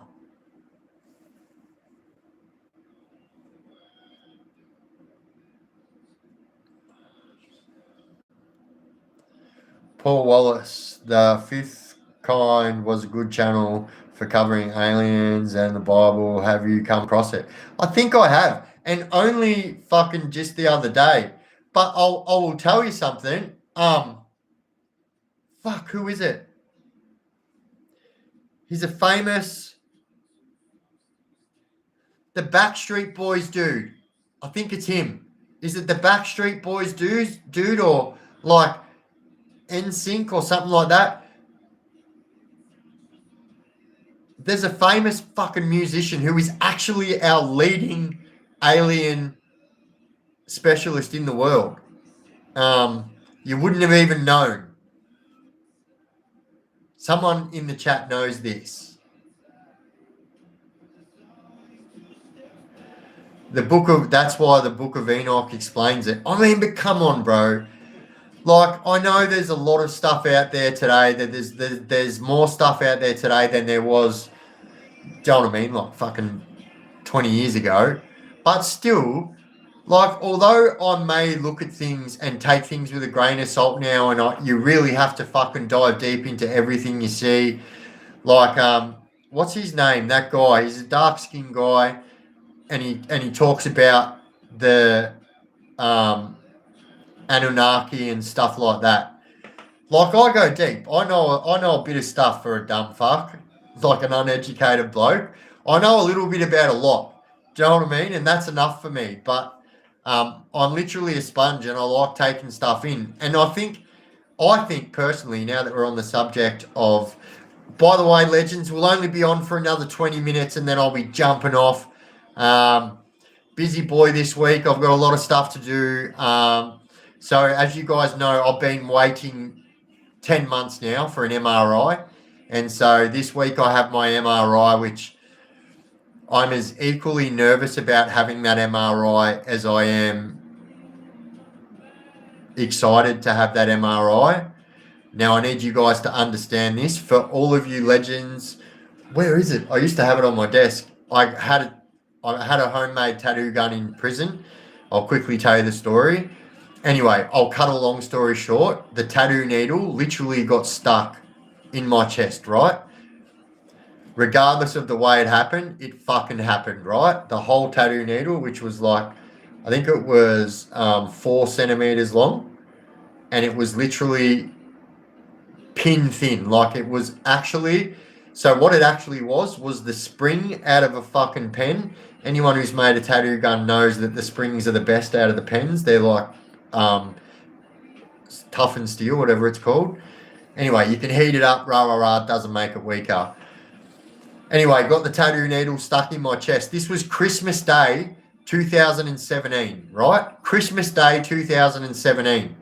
I'm there, and next thing you know, I'm walking into my mate's cell. I'm like, fuck, bro, I think I might need to go to medical. He's like, why?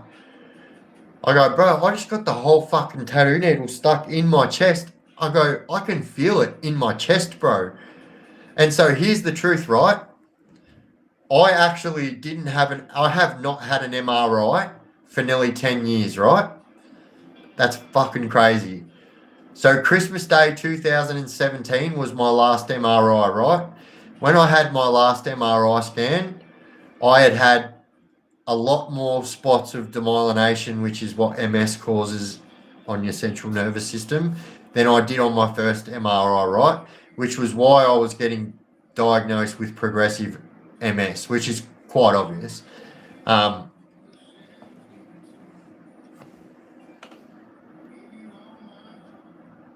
Oh, serious, I can't keep track of the words with any book.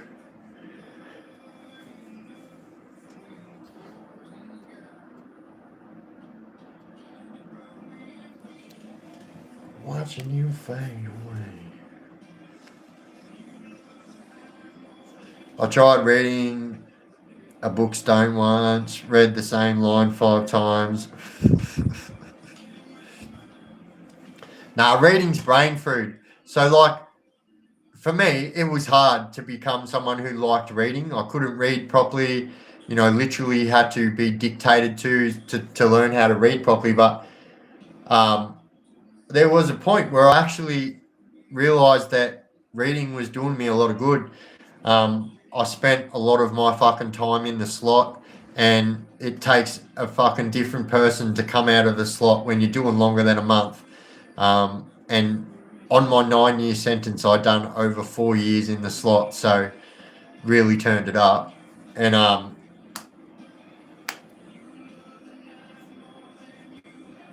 need to read with a ruler, or I read with my finger.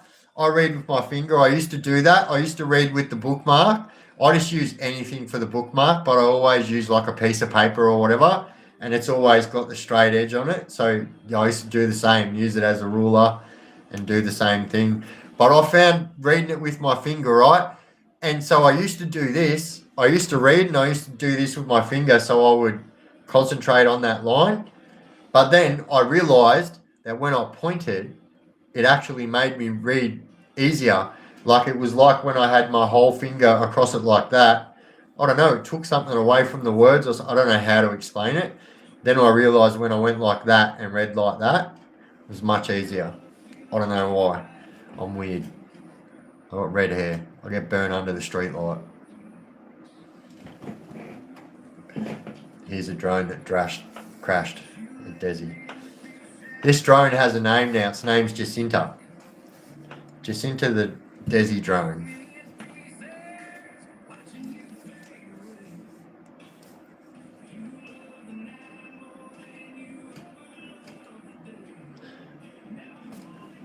You gotta love the Jacinta drone. Abhorrent behaviour. Senseless. Mindless. heartless. There are people grieving right now. Yeah, you fucking silly bitch. Them same people are fucking suing you, so shut up and leave me alone.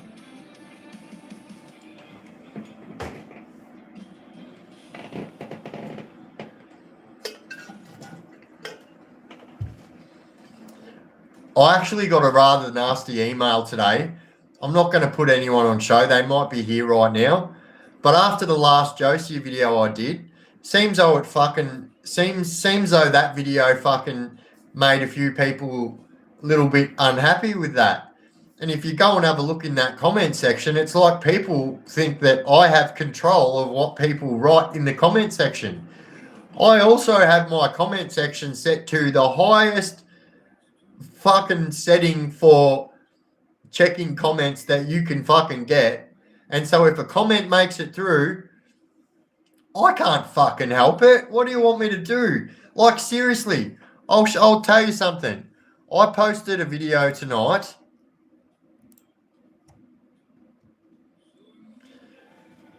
I post this video 4 hours ago. I don't know how many views you can see, but it's about to hit 6,000 views. It's got 185 comments. 100 of those have happened since I've been live. Like, seriously, I used to say in every video, and you guys know that I used to really, really stick by it. There was a time when I used to answer every comment because absolutely in my heart, you legends deserve nothing less. But I promise you, if I did that now, I wouldn't have time to make content. I would literally be answering every single But you guys can go and have a look.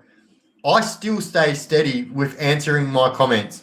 You can go and have a look worldwide. A lot of YouTubes do not. They actually, when they tell you how to make a YouTube channel, they tell you to stay out of the comment section because some people can't take like trolling and that. Do you know what I mean? It's not for everyone. But for me, I actually have a bit of a laugh at it, especially when people say, oh my God.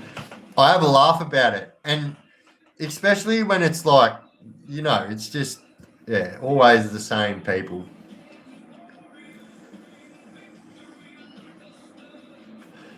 But you know what I mean?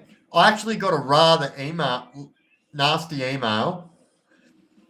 Now, this person has been in the chat a lot, right? And then all of a sudden today, it was like, I am friends with the friends of the wife of Neil Thompson, rah, rah, rah, and started saying like, well, I think I'll have to read it out. Have a bit of a laugh. Why not? You only live once. I didn't even... Oi, fucking Commodores, you bloody legend. Biff, when MS Australia emails me to set up a fundraiser for next year, I'll send you the link and I'll be doing the walk again. And listen, I now know that you can fucking roll, right? So, Ryder just bought... I'm actually thinking... Remember, I haven't posted that yet. I've still got a lot of South Australia content. I've just been so swamped in. I've got that whole video of me touring Adelaide on the scooter, which is crazy. It spun me out. So many police out. They just look at me. I don't look like an Adelaidean. So one of the guys I was doing the podcast with yesterday, right, goes, bro, I have to say, how the fuck did you go from looking like that, the way you used to looking like the way you do now, like a fucking hipster? I said very proudly. That's how I went from that to that. And I said, I am the way I am. I am the person I am. Bro, I used to wear all that dumb shit, fucking TNs, night clothes, fucking Gucci, all this shit. Brand names were like meant stuff to me. Do you know what I mean? I could not give a shit about brand names. I couldn't even tell you the last time I went into a brand name shop. I'll tell you, the next time I go into a brand name shop is next time I go past DFO in Melbourne, Essendon. I go into the Caterpillar shop and I buy my boots from there, yeah? and I'm wearing a pair of boots now that I had to get from another shop because the Caterpillar shop was closed over fucking COVID, and I've still got them. And if you've got a good pair of boots, legends, they will really last you a lifetime. My dad, I swear, my dad rocked the same pair of boots as long as I could remember as a kid. This was back, remember when the dude that used to make your keys in the shopping centre, well, the dude in Cranny Shopping Centre, yeah, the same dude that used to make the keys, used to fix your leather shoes and that. My dad used to wear his shoes right. I've never seen my dad wear runners once in my life. Not once, ever. Never, not once. I only ever seen my dad wear bare feet every day. My dad had soles of his feet that were like tyres, I'm telling you. He could step on bindies and not even batter a fucking eyelid. But yeah, never seen the man wear a runner in his life. Either bare feet, thongs, or boots. He had this pair of fucking first he had like Johnny Rebs. Yeah, first he had Johnny Rebs. If you guys know what Johnny Rebs are, they're those black boots what all bikies wear. They got like the strap across them with the ring on the side. If you ask me, I think they look a little bit gay. Like, as in, I just mean like blue oyster. That was my connection there. I need to say that before everyone gets the wrong idea. But anyway, I think they were a little bit blue oyster. But anyway, what were they called, man? They've got a shop now. RM Williams. My dad rocked the same pair of RM Williams. I swear, my dad took pride in his stuff. Yeah, so you just be a random day.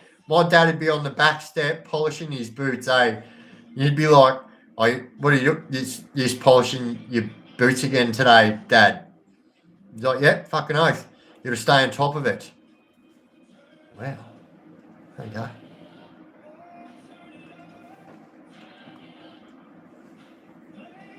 Whoa, whoa, whoa, whoa, whoa, whoa. Whoa, whoa, whoa, whoa, whoa. Cut it out. I got married in my RMs. What you ride with, Biff? Nah, I'm not riding anything these days.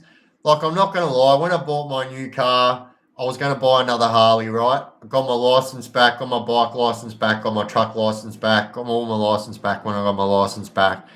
I don't ride a bike now. I was going to buy another bike, but yeah.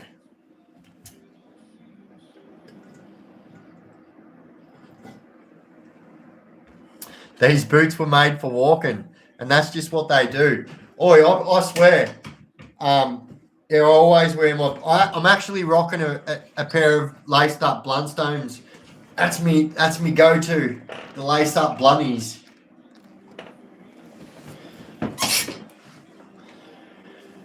Some would say these boots are made for stomping. Or who's got a 2018 breakout? Is it a CVO? Wait, who's got a 2018 breakout? You fucking lucky bastard. The fucking HSV of Harleys.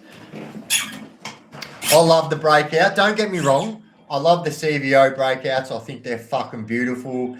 And I think that that's a bike, you know what I mean? But I still solidly stand by my favourite bike is the 1996 fucking Softail, the first year that fuel injection came out in the Harley engines. That was my longest bike I had. Would do anything, go anywhere. I could fucking mono that thing too. And but yeah, I'll tell you now, you haven't seen many people mono a Harley. Yeah.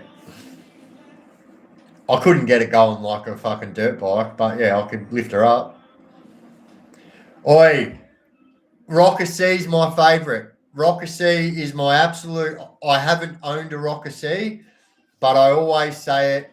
You know, the favourite bike I've ever had was my Softail. I prefer Softails over Dyners anyway, but the Rocker C, which they only made. I don't know if you know, they only made for 4 years. So they only made Rocky Seas from 2008 until 2011. So you can get like the back end Rocky Seas, which were better than the start ones, but they are just, for me, I remember when the Rocker C came out and I was like, bro, that is a fucking tough looking bike. Straight off the showroom floor, looked exactly how you would want a bike to look, you know what I mean? That is craftsmanship at its finest.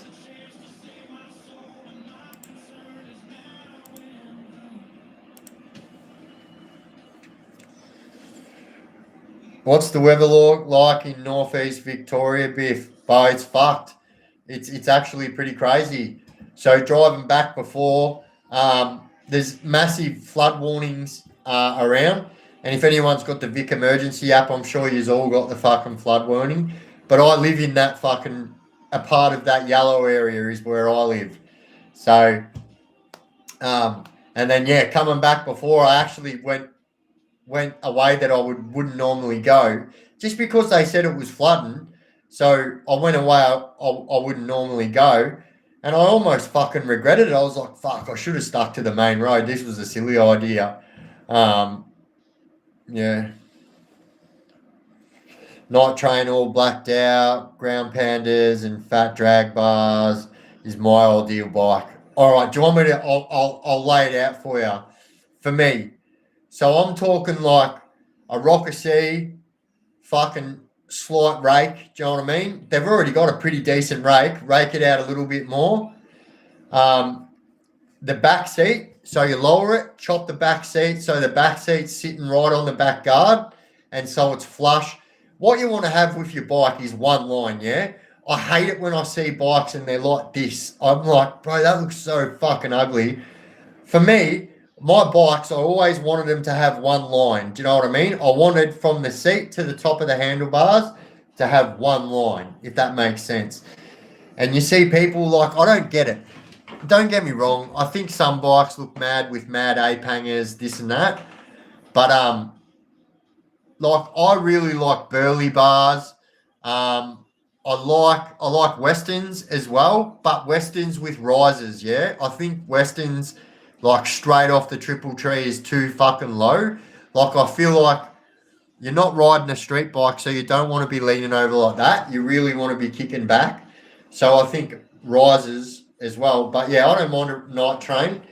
One of my mates actually has the 150th anniversary night train. Still has it now. Fuck, that'd be worth a mint today. They only brought out X amount of it. I remember when he brought it, I was like, no way, you motherfucker. Which was the first night train that ever came out, actually, the 150th anniversary one. I know a little bit about Harleys.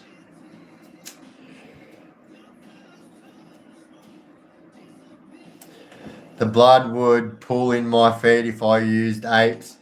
I agree. I believe, right? I think that, like, so for me, sports bike is an awkward ride. Do you know what I mean? You're leaning over. Don't get me wrong. It's mad when you want to lift it up and shit like that. But it's just awkward. It's such a cruisy ride on a Harley because you're just kicking back. You got your bars right. You want your bars right. For me, you don't want your bars any higher than your eyes, right? So people agree with that, but then they get the big APs that are wide so they can see straight through the guts of them. I think that you shouldn't have any handlebars higher than your eyes, right? And I think it looks stupid as well. You know, people put big fucking risers on and then like big, massive, like illegal ape hangers and they're literally riding like this. Like, how can that be fun, bro? Literally, you want to be right here like this. Boof. You are in charge. Bang. Fucking whip it out. Do anything you want. Get a form of blood. Yeah, so like that's all I'm saying. Like, don't get me wrong. I think that like some of the American style bikes, like the baggers and shit like that, I like the ape hangers on them. I think like the Mexican bike clubs in America have fucking all rocked the ape hangers, you know what I mean? But yeah, I just think they're not for everyone. I think they're uncomfortable. I've had a pretty big set of ape hangers before. But yeah, if you get the wrong highway patrol cop too, like you've got to understand it's 2026. Like the only thing you can't get in trouble for in Victoria is for having club tattoos. Do you know what I mean? Yeah,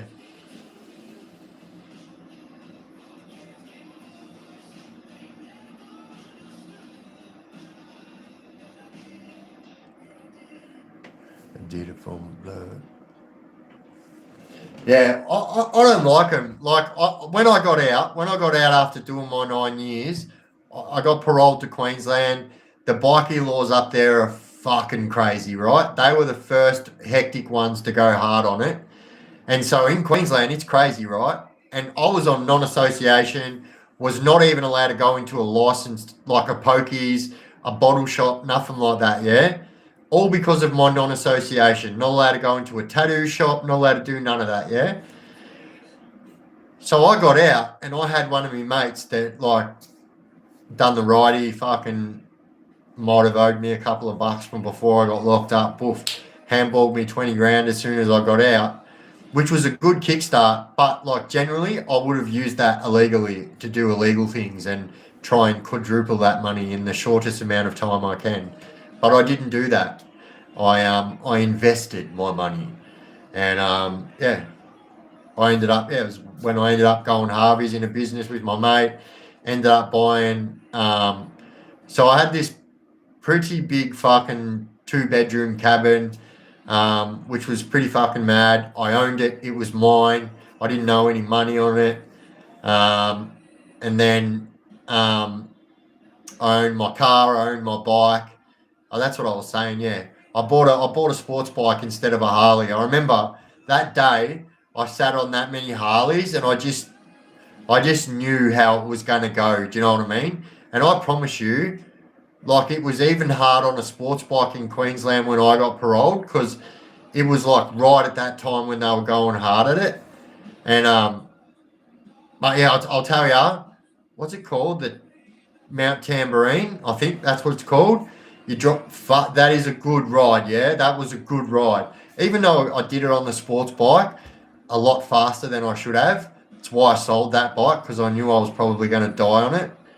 My kids would say this to me, right? Because I would have my bike parked there, and so my where I parked my truck was in the yard right next to my house, but I had to go right up to the end of the road to come down the court to go to that block. But it was right next to my house, yeah. My kids would say every morning, "We just hear you, Dad." Just and I would every morning just rip it up that road. If it was wet, I'd just be spinning the wheels, and I couldn't help it. I'd gone 9 years without fucking being in a car or driving a car or on a bike, and I had what I bought was a fucking CBR 600RR 2014 model. It was only 4 years old in 2018. Fuck, that bike was quick, mate. It done every single fucking mile kilometer that it said on that speedometer, and it stopped at 270, but it kept going. That was something else, let me tell you. You can't, I can't.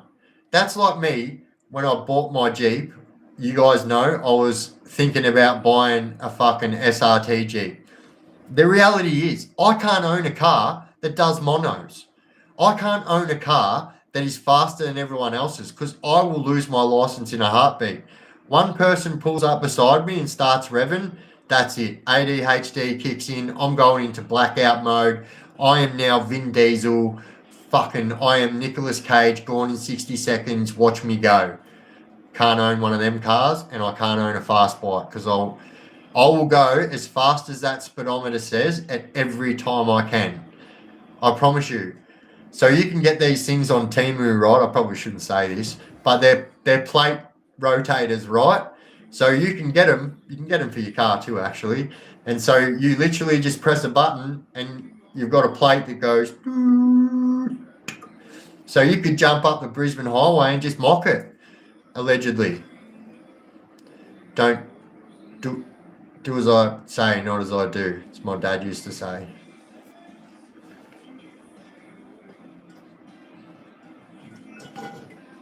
I went to Nabiac Motorcycle Muse. I would like to go to that. What did they have in there?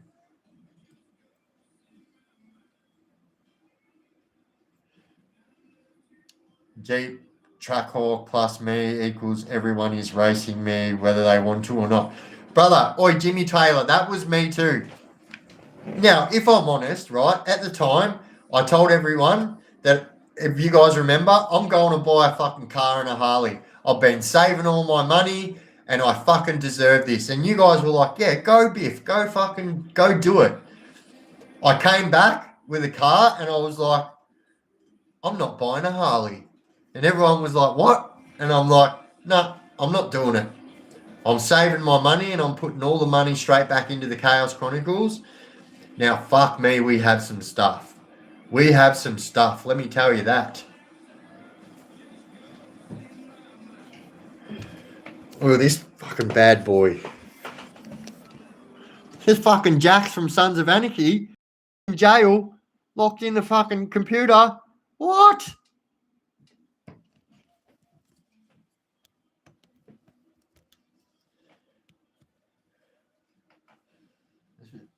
It seems like I'm fucking DJI's best customer right now, I swear to God. My whole backpack is just DJI shit.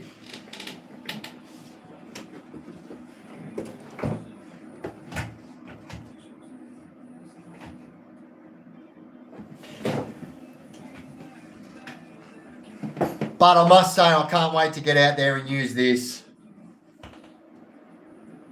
And it's Let's Lope coming around the home straight, followed by Lady Bacata. Lady Bacata come up the inside, followed by Waikikamu Cow. Hello, fuckbags. It's Biffo from the Chaos Chronicles. What's doing in that? Just like Brian Naylor, I'll have my own. Hello, fuckbags.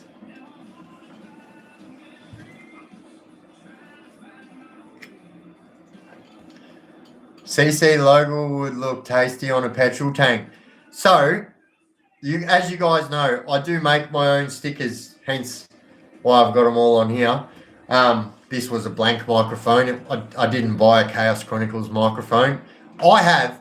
If you guys have ever seen cool stickers on a car or seen, you know how people have like cool wall decals and stuff like that? I tell you guys, a Cricut. You guys need to get a Cricut sticker fucking decal making machine.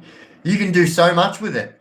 You can make hats, t-shirts, fucking tumblers, cups, plates, heaps of wooden shit. They're engravers as well. They can actually, so you can actually put up to 5 mil of certain wood. So like PVC, it's like balsa wood, but a little bit stronger. You know, like craft wood, what they make those little things out of. You can do so much shit with Cricut machine. But yes, I am about to have a banging sticker on my car. You guys will see it. The only reason I haven't put it on there because I'm like, that just tells everyone that it's my car. Well, souls is once me now. Watch the falling rain. All I can see now is your. Putting red and blue lights on during race sucks. Speaking of that,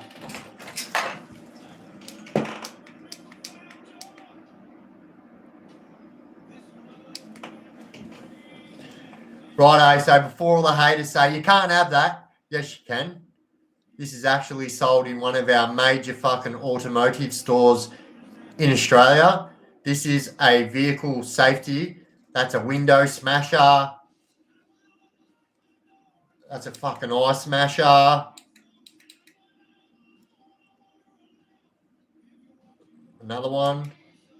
That's a pull over, you're driving too slow one.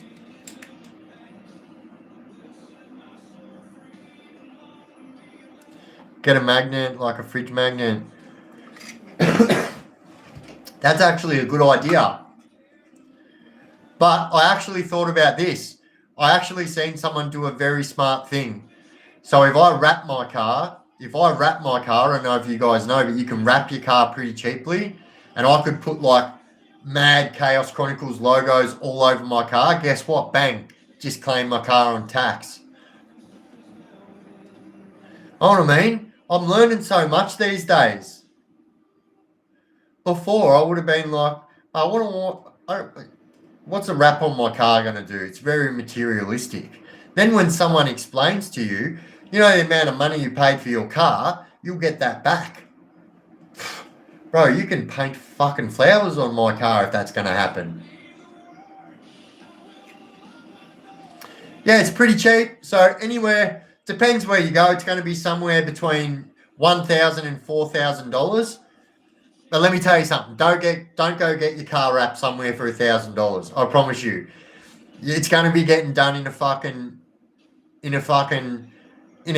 a housing commission fucking shed in fucking Western Sydney.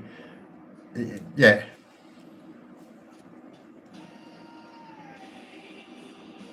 Oh, on your Vandal bottles, you can get big magnets. Yeah, no, I know. Yep, with your logo on it. So I say this all the time. Oh, so I can't look because I'm on my phone. So my new merchandise. I need you guys. So, as you guys know, there is a jumper that I wear, and everyone, I swear to God, everyone that buys merchandise says the same thing.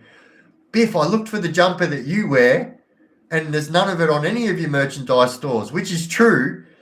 The reason being is because I'm about to start my own merchandise store. So, you know, there's no third parties.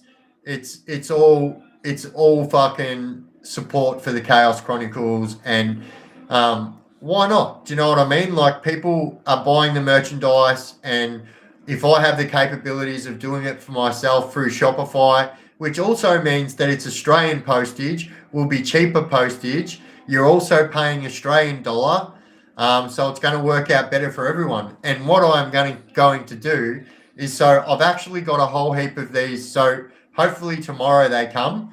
But I've got two new hoodies that I've designed. Yeah, I told you guys about them. We just haven't seen them yet. So the new ones are very similar to my last one, except the Chaos Chronicles on the front is much bigger. My old Chaos Chronicles logo on the front, and then my new Chaos Chronicles on the back, which has got me standing there with Zeus, and then Chaos Chronicles in the spray paint. It's a cartoon one. And then the new one that I designed is fucking banging. I love it. It is the best ever. So it's got, like, all I'll say, Chaos Chronicles on the front, big. Chaos Chronicles on the back, big. And then down the arm, guess what it says? The Chaos Crew. Fucking right down the arms in big font. And you can get it. So I need to see. So if we will do a poll. We will do a poll when they arrive, and we will do a poll. Would people buy these if I started advertising them? And if that is the case, then I will start my Shopify, which is already almost complete. And I have merchandise on its way, and yeah. But I'm like this, right? So the only person that I've met through my YouTube that I wasn't able to give a hoodie to was Binksy. So every other YouTuber that I've met, and everyone else that I've met through my YouTube, even when I went on my family reunion, one of my fucking second cousins was watching me and didn't even realize we were family. Fucking spun out, and he's like, "Bro, this is tripping me out, brother." He goes, "We're related." And his mum and my mum are fucking cousins. So his dad and my mum are cousins. So that family reunion, I swear to God, I rocked up there with a whole suitcase full of merchandise and came home with one hoodie. Yeah. But anyway, legends, I am going to jump off. I did say I was going to jump off for 2 hours, but we're going on a good chat. So, but yeah, stay tuned over the next couple of days. The podcast that I have been filming will be getting edited professionally. So we're about to step up the editing, especially when it comes to podcasts and stuff like that. So it won't be like film yesterday, drop 2 days later. Do you know what I mean? It's going to be put a lot of time into this, and I want it to be the best for you guys and stuff like that. And then what else? Oh yeah, my new merchandise. I'm actually super stoked. I can't wait. It feels like it's been stuck in limbo for so long, and it's literally hopefully tomorrow. I can see where it is and it's very close. I've got an entire cartoon world I created of bank robbing, car thieving, heroin using, can spray paint that I need to do something with. Oi, Jimmy Taylor, email me, and I will have a look at them designs and we'll work something out, bro. If you want to do something with it. But listen, I love art, bro. I fucking love art. And I actually had somebody, so I am allowed to do whatever I want with this studio. I can paint it fucking red if I want to. So, I would love artwork from one of the crew. Imagine that'd be so fucking good. I would literally put it so everyone could see it all the time. And obviously, you can only see a little bit of my office when I'm in that mode. But like if I'm in normal mode, and it's a bit different. That's a bit different again. But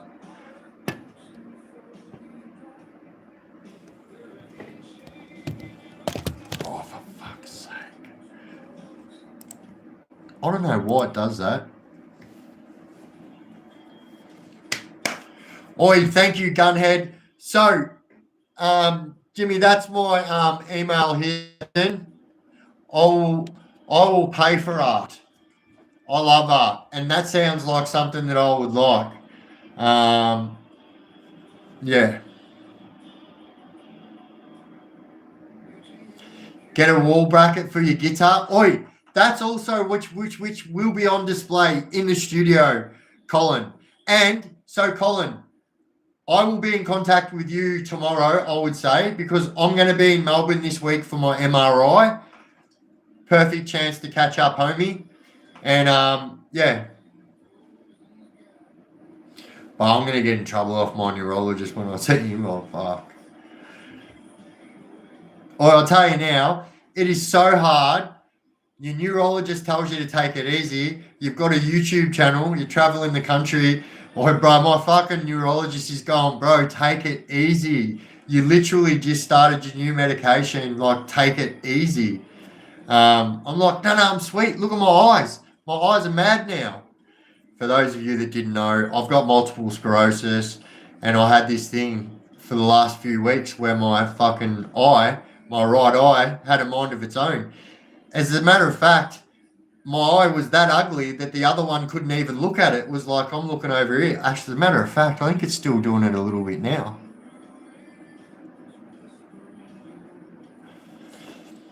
Anyway, it's better than what it was. At least I can fucking see 20/20 vision now. I mean, that's probably not the truth. My eyes are pretty shit. I wear glasses all the time.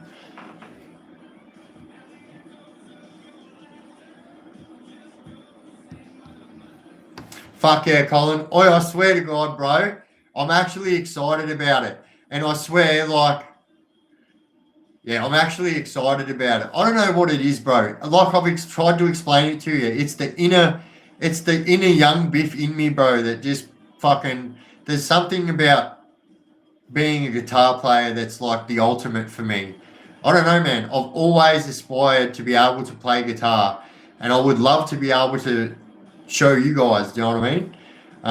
I am very, very, very, like I said, I'm a sponge and I take shit in, you know? So I will say this, Colin. So I did have a lot of years ago, one of my mates, they were all learning guitar and stuff like that. And so I couldn't fucking read music and shit. Like, I couldn't even read fucking English. So they were actually trying to get me to read, I think it's called tablature. Which is like numbers, yeah? Obviously, you know what tablature is. But for me, that was actually kind of easy to learn. Like, that was easy to learn. Like, if you were to put, like, fucking treble clefs and fucking shit in front of me, like, bro, I don't know, man. I don't know.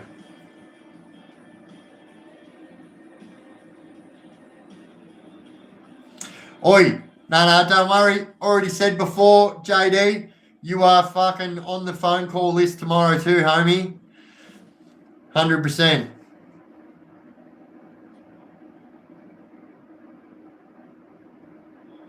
All right, legends. We are out of here.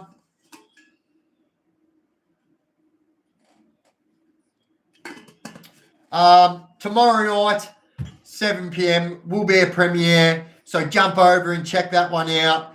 I'm going to dive in and take while I'm not doing podcasts and taking off out there and stuff, I'm going to take a dive into this WASP files, but in particular, not just the WASP files, we're going to take a look at the Martin Bryant stuff. And as a matter of fact, I actually say this to all of you guys because I'm going to be putting out a few Martin Bryant videos. I'm not going to do them every day. It's not like Desi. I'm not going to do don't worry about that, guys, because people are like, bro, stop doing Desi videos. Like, bro, but the information needs to get out there. But anyway, we're going to be doing, I literally say this to you legends. Can you please go and watch the movie Nitram, which is actually Martin spelled backwards. No one told me that. I picked that up for myself. That's ADHD for you. Yep. If you guys give me fucking 3 town names, I will literally create one town name from those 3 town names. It is something that I've had an ability to be able to do. It is fucking crazy. Man, if you had Colin as a mount for your drone, what pose would she have holding up your drone? Give you ideas. I don't know. I've got a pin-up girl tattooed on me, whose name's Evil Annie. Fuck. You know what I hate about my MS? Real fidgety things with my fingers. I'm starting to notice it becoming harder. Like, look how I'm trying to get this off, literally. It works sometimes. But here, I've got like a pin-up girl here.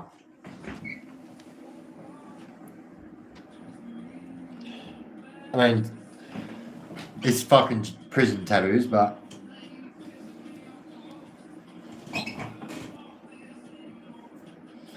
Oh, I swear, if every one of you was to fucking paint me a picture, I swear, I would pay for it and I would pin it up here in the office. It would mean the fucking world to me, I swear. Without you guys, do you know what I mean? You guys are the Chaos Chronicles too. Do you know what I mean? Without you guys, there's no Chaos Chronicles. So it's very important for me. If you guys were to do that, I would literally go, dunk, dunk, dunk, dunk, dunk, put them everywhere. And I've got so much wall to fill. Like, let me show you. Look how much is up there. Well, that's a secret hideout. We won't fucking go into that. But down there as well, we got this fucking wall here. Look, that hole up there. Little bit down there. I could actually move that over. And then we could put pictures down there. And then up there as well.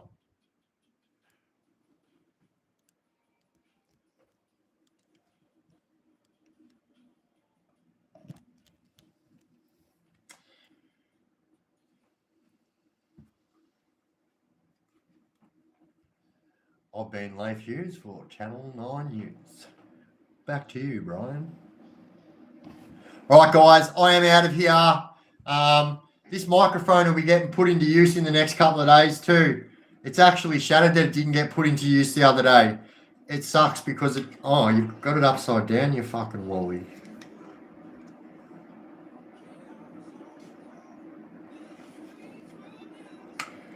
Had it upside down. That's why it wasn't fitting proper. Oh, I'll tell you what, you fucking show where you're brought up when I talk sometimes, eh?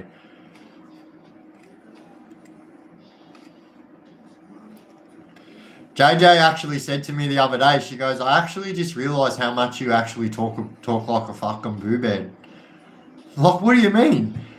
She goes like, you don't use TH for nothing. Like, well, there you go, I don't. Do you know what I mean? Like, I don't use the word TH, I use the word F. I'm proud of the way I talk. It is who I am. But anyway, legends, we are out of here. Thank you for another awesome live. We may as well stay on for another 3.5 minutes and smash out 2.5 hours. I don't know how I do it. I am the only person who can lose a vape without moving. It's all right, found it. Without moving.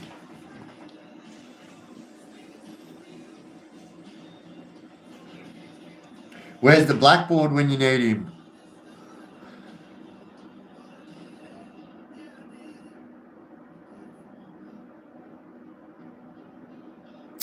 Hey, listen, Sambo. So, like, the way I do my stories is just the way I see it. And so, like, if you see that video today that I posted today, I actually was quite fucking neutral about it. Like, you have to be. And when they said that they seen the naked female running between the two houses, the Seascape Cottage and the other one, quite possibly was Martin. As a matter of fact, they said he stripped off all his clothes when he ran out of the house on fire. That he did not light himself. But I will say this. Do you know what I mean? I can't, as much as I would like to be able to post content that absolutely makes every single person happy, you know, there's going to be times when I post things and tell truths that people don't like to hear. And, you know, that's a reality. But, like, it is what it is. I'll tell it how I see it. I always have. I always will. And I think that there's a lot more to the... I understand children's lives were taken and it's fucking a horrific incident that actually changed Australia forever. But I probably don't lean into it as much as other people do. But I honestly believe... Now, I've been there myself too, right? So my drone, as another time, accidentally flew around. So I don't know if you guys have been over to Tassie and been to Port Arthur, but all of those places that were a part of that incident are now just shells of their original cells. They are literally just frames and bricks, no windows. They're like just hollow shells. And so you can go for tours, but you can't go cruising around there by yourself. I did find some drone footage on the internet.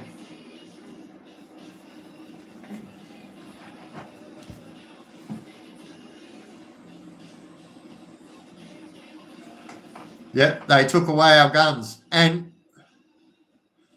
you know, I think I'm going to be a lot more fucking speaking my voice on, especially after speaking, you know, I'll say this, like I was speaking to somebody yesterday who was brought over here as a refugee from a Muslim background, from Lebanon. And the way that we spoke actually spun me out. Like, he actually has the exact same outlook as me. He's like, bro, you know, I can't stand it either. He goes, I don't want my fucking house's front door to get fucking kicked in and fucking 10 kids to run through with blah, blah, blah. And, yeah, like, it was actually quite amazing to hear that. Like, I was like, fuck, that's pretty fucking deep, bro. But yeah, you guys will see once the podcast comes out.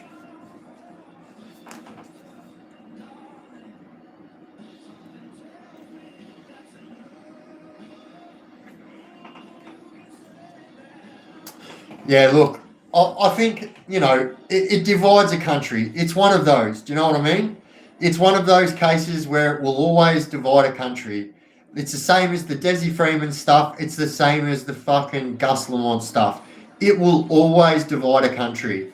But I will tell you what, the Desi Freeman case done something to the Australian population that no other person has ever been able to do before. You know what I mean? Like, I say that, obviously in respect of anyone that's been harmed, not here, rah, rah, rah.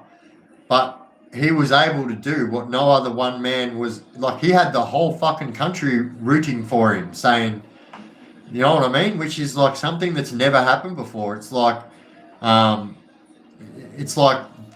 you know, like I made comments in that video that people try and make me fucking eat my words. And I stick by what I fucking said at the end of that video. Because he kind of is the fucking new Ned Kelly. If you go back and have a look exactly what happened to Ned Kelly from start to finish, it's basically the exact same thing. Exactly. You know, they say... Anyway, it always divides a country. And like I said, you can't impress everyone. And I've realised that there was a time in my life where I actually tried really hard to impress everyone. And then I realised that you don't have to do that. You don't have to prove anything to anyone. And, people watch your content because you do speak your mind and you do say what you say. And I do what I do carelessly. I've bought some banging content. And although it might have made a fucking shock effect that no one's seen coming, even myself, I said this 100% when I did the last Desi Freeman when I went to the compound. I knew it was going to cause a ruckus, but I didn't know it was going to cause the fucking ruckus it caused. Like, there's no way in hell if you had asked me that was going to have the fucking butterfly effect that it had. Like, literally, I can't even tell you. At one stage, I literally get like 75 messages on my phone saying, bro, the Premier of Victoria is doing a press conference on you right now. I was like, what? Did she fucking say something about me fucking red hair? So that's not nice. Look, you got to take chances, do you know what I mean? And like, here's the truth. We probably wouldn't be here today if I was still sitting there talking about my prison stories every single day. I got out there and realised that I probably have a fucking bit of a talent for this, what I do, and the segue was quite fucking awesome. Like, a lot of people didn't like it. A lot of people didn't like the change up. And here's the truth, guys. Like, it's the same with everything. It doesn't matter what kind of system you're running. You've always got to change it. Do you know what I mean? An engine needs to be serviced. A computer needs updates. Like, you have to move on with time. Otherwise, you're going to be stuck where you started. And that's a reality that I come to realise. And it was awesome because you guys actually jumped right on board with it. And you know what? Even my mum was a little bit worried. She's like, oh, like a few people are saying that you should stick to your prison stuff. And like, here's the truth. You know what I mean? Like, I could sit here and tell prison and crime stories for the rest of my life. I've done that for 25 fucking years. Like, I've got 25 years of stories. I lived on the fucking redlining every fucking day. So, but the segue was needed. And here we are today. More legends in the chat, experimenting, doing new things. I'm now traveling. I mean, if you can call it that. I fucking travel somewhere and come straight home. That was a fucking trip of a lifetime. Anyway, like I said, it's a YouTuber's life. You've got to take it in your stride. You can't let it affect you. If you take it on board and let it affect you, it's going to affect you tomorrow. It's going to affect you next day. Move on. Adjust and adapt and move on. That is what you should do with your life every single day. Adjust, adapt, and move on. You can't stay in one spot. That's why rivers flow. There's a metaphor in that. All right, legends, I am out of here. Much love, much respect. I'll see all you legends tomorrow night, 7 p.m. for a premiere, and more than likely 9 p.m. for a live. I'll let you guys know during the day tomorrow. Much love, much respect. Shout out to all you legends. Super shout out to all the moderators for keeping it moderated. Couldn't do this without you legends. And thank you for everyone who has subscribed today. Thank you so much. And I'll see all you legends tomorrow. And always, don't do drugs and crime and you won't end up in prison, in a prison cell next to Cardinal Powell.